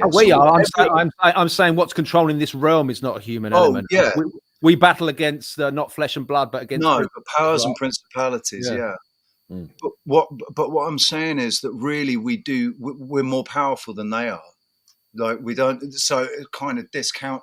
When I'm saying there's only like 3 or 4 humans, or they're humans. They're corporate fictions, aren't they? They're actual corporate fictions. So George Soros and Klaus Schwab and Bill Gates, the Davos crew, all of that lot. All right, that's more than 3 or 4, but the ones that are controlling them, whatever these spirits are, whatever this energy is, this antichrist energy that's controlling them, is terrified of us. Absolutely fucking terrified of us. Terrified of us realizing who we are. Because the second we realize who we are, they're gone. It's like then they can't do anything at all. They've got no power at all within this realm, because this is our realm. Mm-hmm. Yeah, that's deep, man. Couldn't agree more. Beautifully put, that was. Yeah, I agree completely on that. True in its truest truth. I've got a question. I've had a message in the background stating that a viewer of ours was watching when Conspiracy Music Guru and Rich and yourself were talking about fasting, and they just wanted to know if at some point before the end of the stream, Music Guru, if you could just give a quick synopsis of that. You were talking about something about day 7. I think the person has done fast in the past, but not gone as far as 7 days. And you were talking about that lower back pain. I previously I'd done a couple of. I'd started with doing 24-hour fasts. I did a few of those, intermittent fasting, and then I did a couple of 2-day fasts, 48-hour fasts, and that they're hard. The 2 and 3 day ones are really hard because all you think about is food, and it's a real test of willpower. It's really difficult. But then I thought my body was prepared. It's used to going without food for a while, so I'm going to do a 7-day fast. And the first 3 days, absolute nightmare. All you can think of is food. And the really interesting thing, on the 3rd day, I was like, because I'm mildly asthmatic, right? Mildly asthmatic. I take my puff or my inhaler like in the evening, usually after a meal. And on the 3rd day, I realized I'm not using my inhaler. That's weird. On the 4th day, no more craving for food. It was like, okay, this is actually getting easier. On the 4th day, it gets easier. I'd never got to that point before. So on the 4th day, I had no cravings for food, and I still wasn't using my inhaler. I thought, if I just cured my asthma by doing a 4-day fast. Day 5, again, not thinking about food at all. Really easy. It's just breaking that habit for me. It's just breaking, because when I come out the studio, all I wanted when I have a break from the studio, I just want to go in the kitchen and have something to eat. It's just breaking that habit. But on the day 5, it's like, well, I don't really want any food. But what I started getting on day 5 was a real pain in my lower back. So the whole reason you fast is to let your body use that energy. Instead of breaking down food, it's breaking down toxins. So on day 5, it had broken down enough toxins and they have to go somewhere. And I had this terrible, terrible pain in my lower back. And I thought it was going through my kidneys. I thought, I'm flushing the kidneys out. Great. This is great. This is exactly why I did this. But after a bit of research, I found that I had lots of toxicity in my bowels. That's where it sits. All that energy that your body's using that it would usually use to break down food is breaking down that toxicity. And it was now sitting in my bowel, sorry to get graphic. And then, so after a bit of research, the advice was to do an enema, a coffee enema, to flush all that crap out. So I did an enema, and that pain instantly went just like that. So after I did that on day 6, the enema. So, and that my pain instantly went. So it was proof to me that my body was breaking down all this toxicity and it had to go somewhere. It sat in the bowel and then I had to flush it out. And then on day 7, it was like, brilliant. Still hadn't used my inhaler. Right. So I'm like, I put on Facebook, I've just cured my asthma by doing a 7-day. This is amazing. So I now realize that when you take food out of the equation, asthma disappears. So those people that think they're asthmatic, and I thought there was something wrong with me, something wrong with my lungs. The doctor said, you have this label now, you're an asthmatic. But that's not true, because when you take food away, asthma disappears. So I would encourage anyone that's got asthma to do it fast for a few days. See if you need your inhaler as much, because if you don't, then it's the food that is the problem. So when I started introducing food again, and as a process of elimination, finding out which foods are causing this lung inflammation, and I found out it was probably wheat or grain that causes inflammation. People can be allergic to wheat, and when you look into wheat and how GMO it is and what bread really is, and modern day wheat specifically, it's really inflammatory. Disease and all that, isn't it? Yeah. So now I've eliminated grain, so no more pizza for me, no more. But saying that, I had a pizza today, and as soon as I had that pizza, felt it like I needed the inhaler again. So it's not, people aren't asthmatic; they have an allergy to, I don't know, what are they spraying on the crops? Correct. Correct. So it's that people that are not asthmatic. There's nothing wrong with you. Remove food, see what happens, and then start introducing variants, man. Maybe we don't need food. Maybe it's drugs. It's like 4 days and you're clean. I think food's a conspiracy. You know, really, I don't think we need it. There are breatharians. I've heard that already. I've heard that already. I've heard people saying we don't need it in the way that we've been told we need the food. There are breatharians out there. I mean, if that's propaganda, I don't know. But Dave, I think it's true. But there's a lot of these old buildings don't have toilets, right? They don't. High percentage. What, 2,500 rooms in the Louvre and in Versailles, and they had one toilet. So there you go. I mean, people are doing 40-day fasts. I spoke to Andrew Kaufman a couple of weeks. He was on a 23. He was on day 23 of a fast, and he was presenting this DMSO thing with natural healing online event, and he was brilliant. He looked so healthy as well. So there's something to it. But my experience after 7 days was just this flushing of this toxicity, and it's a real test of strength. It's a test of willpower. And I don't regret it. And I'm going to do another one when we get to the end of the year. When the cold season starts to come, like a tree needs to shed its leaves, you need to shed your toxins. And I think a good way of doing that is by doing a fast. One more thing before I shut the fuck up. Sorry, but you've got me going there. But I did a 3-day fast just before the winter kicked in. And a friend of mine who always says, I'll eat what the fuck I like. I'll eat what I want. I'll eat what I want. No one's going to tell me what to eat. And he does that, and he eats a load of shit. And and in the wintertime, he got the flu for like 3 or 4 weeks. He couldn't work. He was fucked. But I did a 3-day fast, and then 2 days later, I got the flu. But I was in bed for 1 day. I've never had a 1-day flu before. And I've never heard of anybody having a 1-day flu. I ate till I couldn't move. Couldn't do it. The next day, I was like, I feel good. How does that happen? But I believe it's because a few days before I got ill, I did a 3-day fast, and I did an enema as well. So you've got to flush those toxins before they get the better of you. That was my experience anyway. And I'd do it again. I'll do it again, and I'll do a 10-day. I'll do a 20-day, and I want to get better at it. Nice. Thank you for sharing that, Alex. I really appreciate that. Cheers. Thank you for allowing me to tell my story, because I think this is empowering stuff. You know, there's those asthmatics out there that think there's something wrong with them. Nah, there's something wrong with the food, mate. You know, find out what it is. I can testify to that. I've got a different experience of like, I call it fasting because it's like not eating food, but it's for it's not always, well, it's never been out of choice, you know. It's because it's pay rent or buy food. So I don't eat a lot. I had a meal the other day. And that was the first meal I'd had in about 3 weeks or something, I think. But I don't not have anything. I live on milk, basically. How old are you, dude? If you don't mind me asking, because you look really healthy, bro. Sorry, what was the question? How old are you? Because you look really healthy. I'm 45 this year. You look great. So there's something to that. Not eating, right? Right. There's something to it. But so like 4 years ago, 3-4 years ago, I changed my opinion, my perception of what head colds and flu symptoms were. And I decided, it was through conversations with Roxanne and with Janine, we all talked about it and said, we're purging. What we're doing is we're purging. The body's purging the shit out. Completely, yeah. So I changed my perception, and then I stopped feeling like I was getting sick. And when I was getting the symptoms, they were going really quickly. And then 2 years ago, I was doing EMF readings. Every time I felt like I got symptoms, I took EMF readings, and they were through the freaking roof, like through the roof readings, like 500.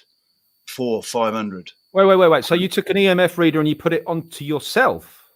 No, I've just put it around my head, like see. Right, I see. Just held it around my head, and it's been like, whoa, 500, 540, 560, right. and I've gone, all right, okay, that's what it is, and so I've kind of just ignored it, and within a few hours, or when I've woken up, symptoms are gone. I haven't suffered any symptoms at all in about 18 months. Nearly 2 years. And I used to get sick twice a year. I used to get a head cold twice a year. And I'd every now and again, like every sort of year or two, I'd get man flu, a proper man flu, where I felt really bad and I was achy and flu, fever or whatever. None of that. I've had none of that. And the thing is, you think that being malnourished, they say you need all the nutrients and the vitamins and everything. You need all of that for your immune system. And I'm saying, no, you need a strong perception. Yeah. You need a strong perception of yourself. And I think of myself as absolutely indestructible. I've been nearly killed 4 times. I've fallen off a cliff. I've had 2 serious car accidents, and I got seriously attacked when I was young. Got my head properly stoved in.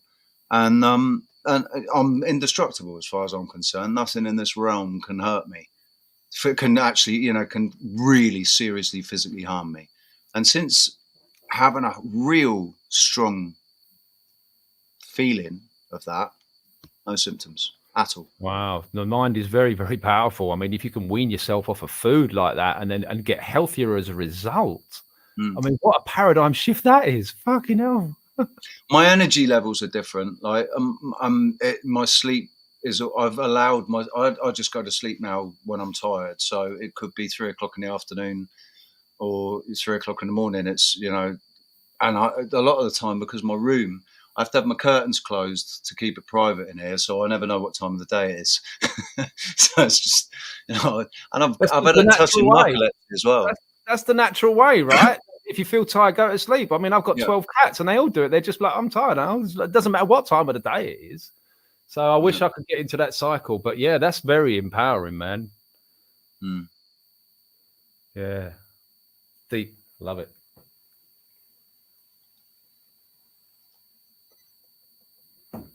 So everybody, you can stop going to the shops now. You can stop going to the supermarket. That's it.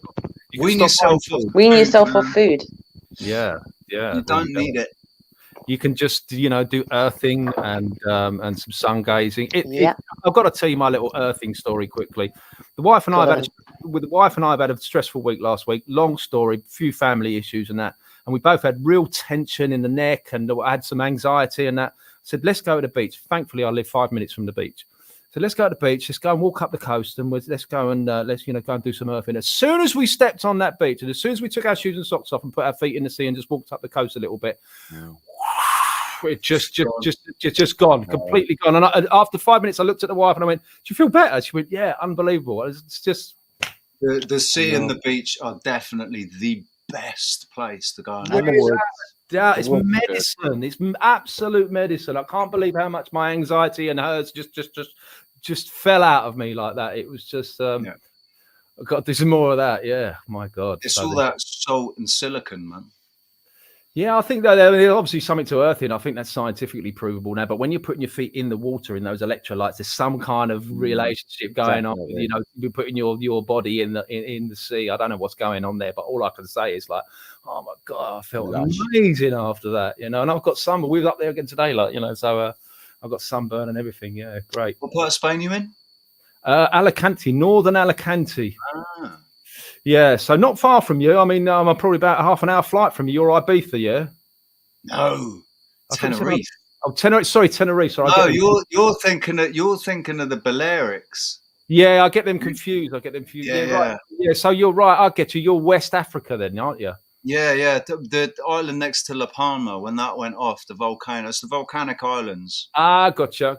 So that's the other thing. Is like grounding on volcanic rock works. Sitting on a volcanic rock and just like I mean, if you think of the energy that thing that had, that volcanic, that when it came out of that thing or whatever it does, can you imagine like bringing in that? I don't know. There's something spiritual to that as well. But no, I didn't know that. Yeah. But that's why I've got the cool. That's why I've got when the air's clear here, we've got the observations we can make of the islands like 125 kilometers away. We've got El Hierro and La Palma that you can see bright, clear as day for whole islands. And so it's, that's what really made me move in here to this island, was what made me go, yeah, absolutely, I'm gonna we definitely don't live on a globe. Yeah. Well, from where I am on a clear day, you can see Ibiza and pretty much all of it, and that's 90 kilometers away. Shouldn't be able to see that, mate. Shouldn't be able to see that. No, because it's not high enough. The profile of the island's not bloody high enough. Yeah. No, you could do your own observations just by walking the dog, on a clear day. Yeah, crazy. Yeah, that's one of the things that really sort of opened my eyes, having to seeing that. That's what I love about Tartaria, though, right? Tartaria. Aren't you posh?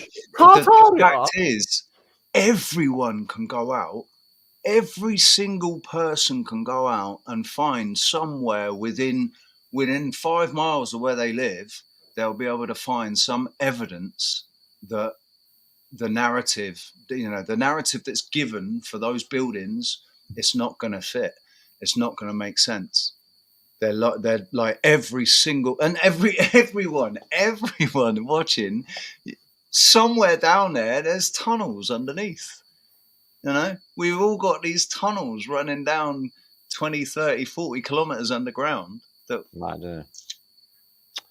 Just crazy. There's a lot of these catacomb videos that are coming to the surface now that are becoming popularized because of the situation in Ukraine. What's your take on all these catacombs? I've been covering catacombs for donkey years. Paris catacombs, supposedly 18 million people underneath there. They came from somewhere, didn't they? Yep. London has catacombs. So many places. Apparently, even in Ukraine, they're embedded. There's catacombs everywhere under Ukraine. Everywhere. There's 1,000 miles. It's 2,500 or 2,400 kilometers of tunnels and catacombs under the Ukraine. I've got all sorts of ideas I've covered about the catacombs. I've said that they were human battery banks, and at some stage they might have been on the surface because of mud floods. And the thing is, right? Because you mentioned 18 million skeletons underneath there, but so they say they don't know. If we all think about it, though, how many skeletons would there be? For the last. Let's say for the last trillions, for like the 5,000 years. Yeah, just what are they for, though? What do you reckon they were for? What really? What's your best educated guess as what the catacombs were for? I don't think they were catacombs. I don't think they were always catacombs. Well, my best guess is some sort of technology where they harvest us when we're dead, they harvest us when they're alive. But bones give off a piezoelectric charge when crushed. And they're all placed like that, they're crushed together. And I got images of wires coming out of them. So like they're creating a charge. So it could be something along them lines. There's something going on with the skeleton anyway. That's weird in itself. Do you think they're just everywhere? They're like everywhere. Just everywhere across the earth. Do you reckon there's like them tunnels? I always think below us is just another world. You've seen it on like Tomb Raider, and they got these massive chasms with giant Greco-Romano buildings and stuff just below your feet. I think it's like that. I mean, all these kids that go missing, they're going somewhere, aren't they?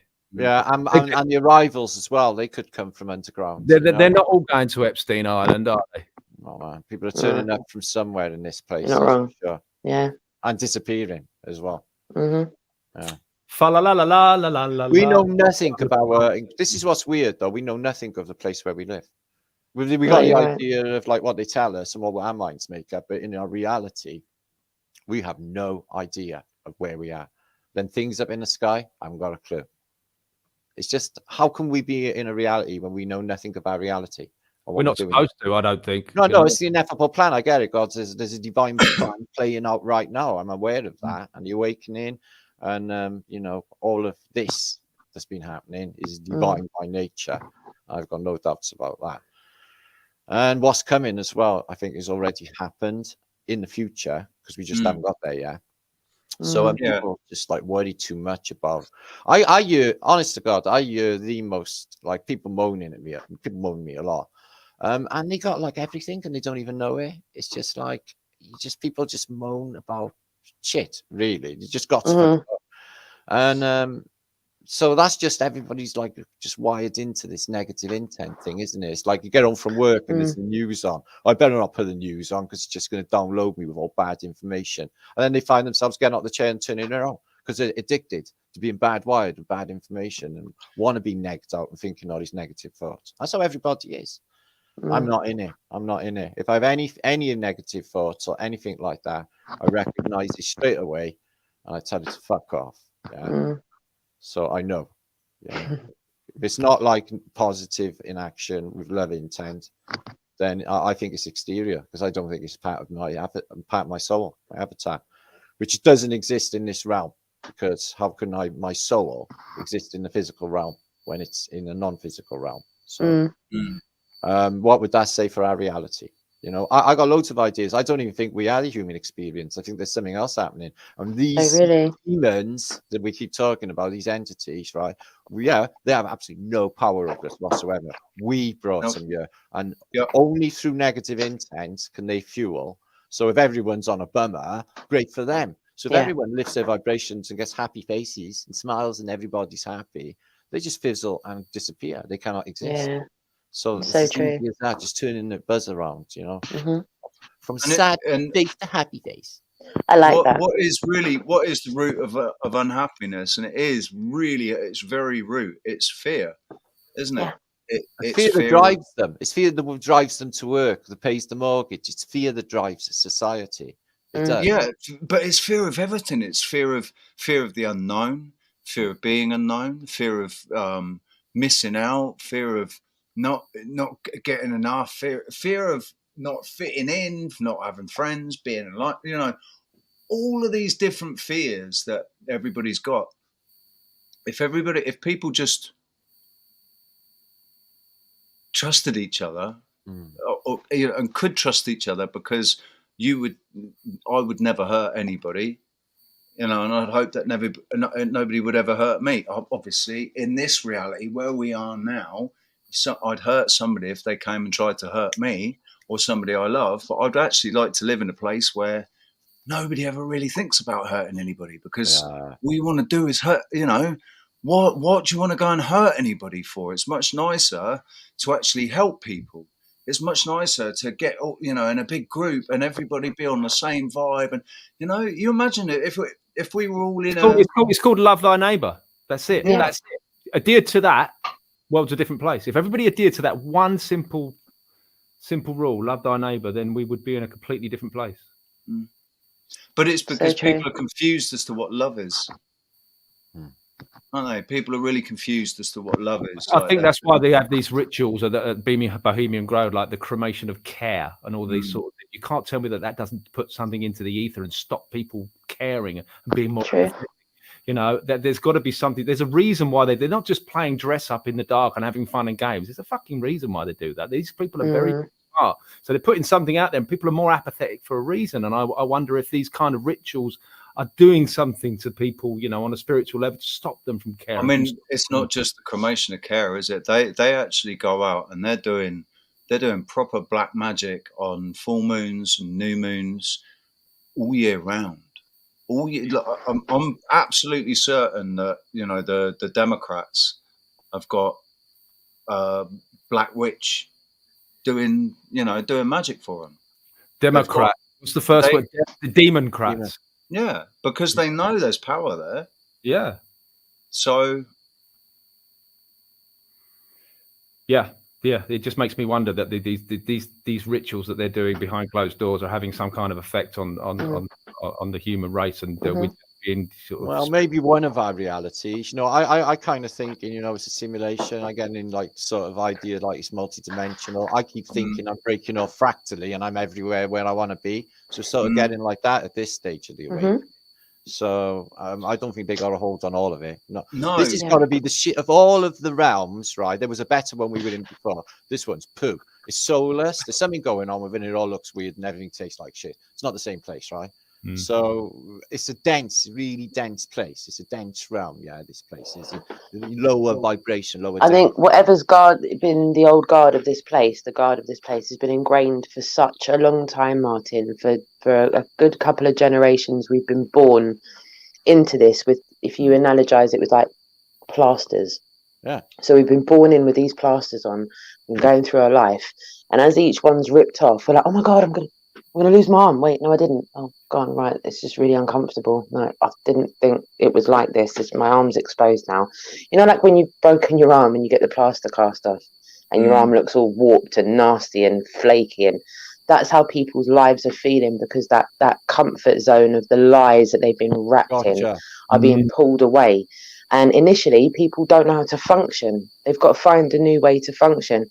And for me, the biggest signifier internationally was the lockdown, because for the first time ever, we saw visually things like the Trilateral Commission not openly making money. And what I meant by that was, internationally, every single McDonald's stopped churning out Big Macs for a minute, right? So your average Jeff that just eats 5 every day, he even felt it, because he went there and went, oh, I can't get my Big Mac anymore. Let me see if it happens on Uber. No, they've stopped that too. And I remember going past my roundabout and just seeing like the McDonald's starting to get dusty, like dusty. There was no one there. The manager's car wasn't there or anything. The car park was empty for weeks and weeks. And I was like, really? If I was looking for a sign that the old guard are in trouble a little bit and things are being brought to the surface, then if this isn't a sign, then tell me what is. The shot that's heard around the world. There's nowhere on earth that you can't find people that didn't clock everything was locked down. You know? So for me, that was my first signifier that the old guard was starting to get, you know, a little bit squeaky bum time for them. As I said, if you look at all the CEO resignations and all of the backtracking that we've had from people that normally are selected, not elected, and put themselves to the front of the government, you look at the royal family, 300 members of the royal family carted off in cuffs.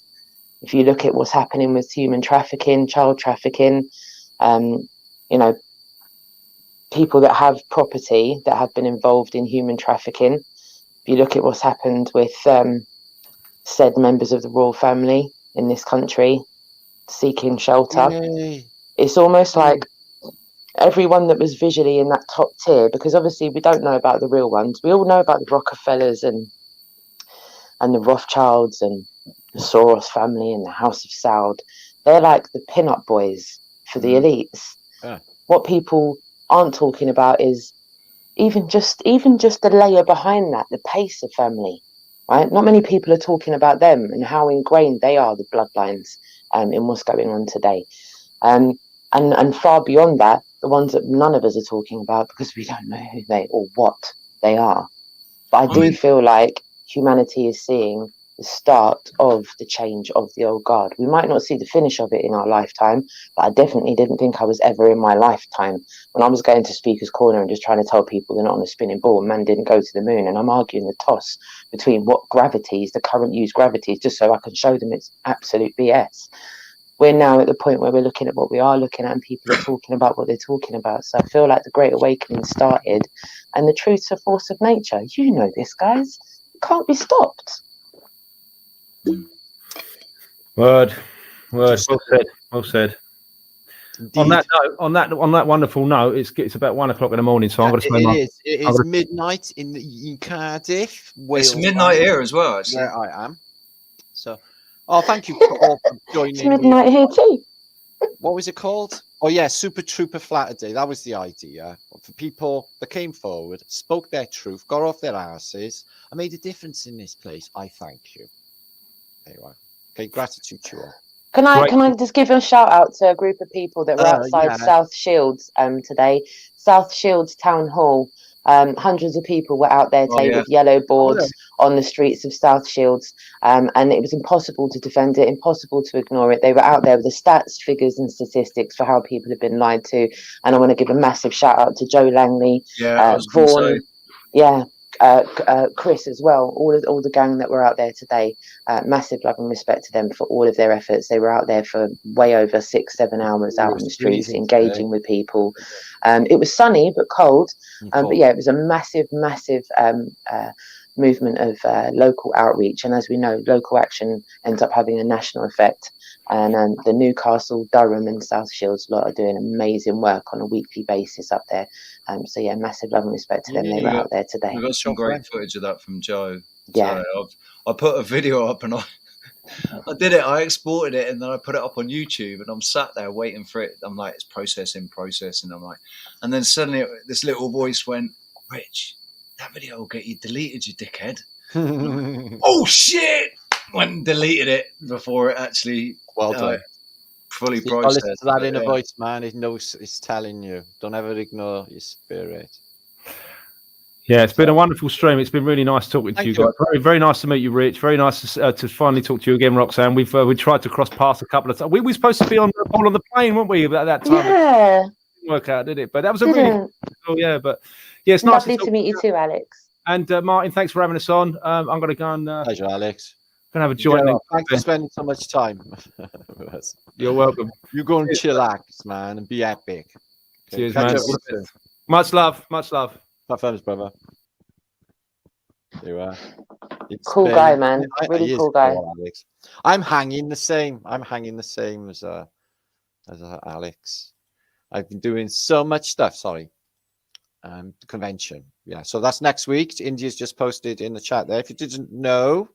Okay, it's the biggest truthing event in the British Isles, and it is in Birmingham on the 16th Easter, and it's going to be a load of awake people together having a good time, talking, hugging, and it's going to be epic. Epicness personified. Conventions usually are epic. My convention's got a little sprinkling of Martin magic, so they become more epic. Love it. Yeah, absolutely. So that was an amazing panel. I want to thank everybody. I thank David Weiss for making an appearance. It's kind of him, and everybody for bringing your vibrations and making a difference. So thanks, guys. Absolutely amazing show, Martin. Honestly, thank you so much for inviting us. Massive love and respect to each and every one of you in the chat room. What an amazing energy that's coming out of the chat room. It's been an absolute pleasure to be here. You feel the energy off it. I guess they're off the computer. It's like that. Like, whoa. It's amazing. Massive love and respect to you all. Big time. Cannot wait for next week. I'm not sure how I'm going to have all of these sleeps between now and then. I've got work to do between now and then. And it's just, I feel like can we hurry up and get there already? It's gonna listen. The week's gonna go in no time at all, man. Thanks, Rich. Oh, thanks, Geo Shifter. Much love, my brother. Oh, all hell.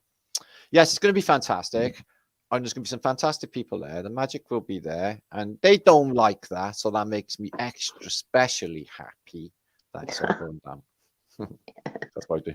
Pain in the Love it. All right, guys, I got to go. See you on the next one. See you soon. Thanks for joining me. And I'll get in contact with you about the event. I'll see you anyway, Rox. And everybody else in chat who's going to be going to the convention. I'll catch up with you next week, okay? Bye. Time. There you are. Happy times on Flatterday. There you are. See you soon, guys. Bye. Big love. I wouldn't. Thank you.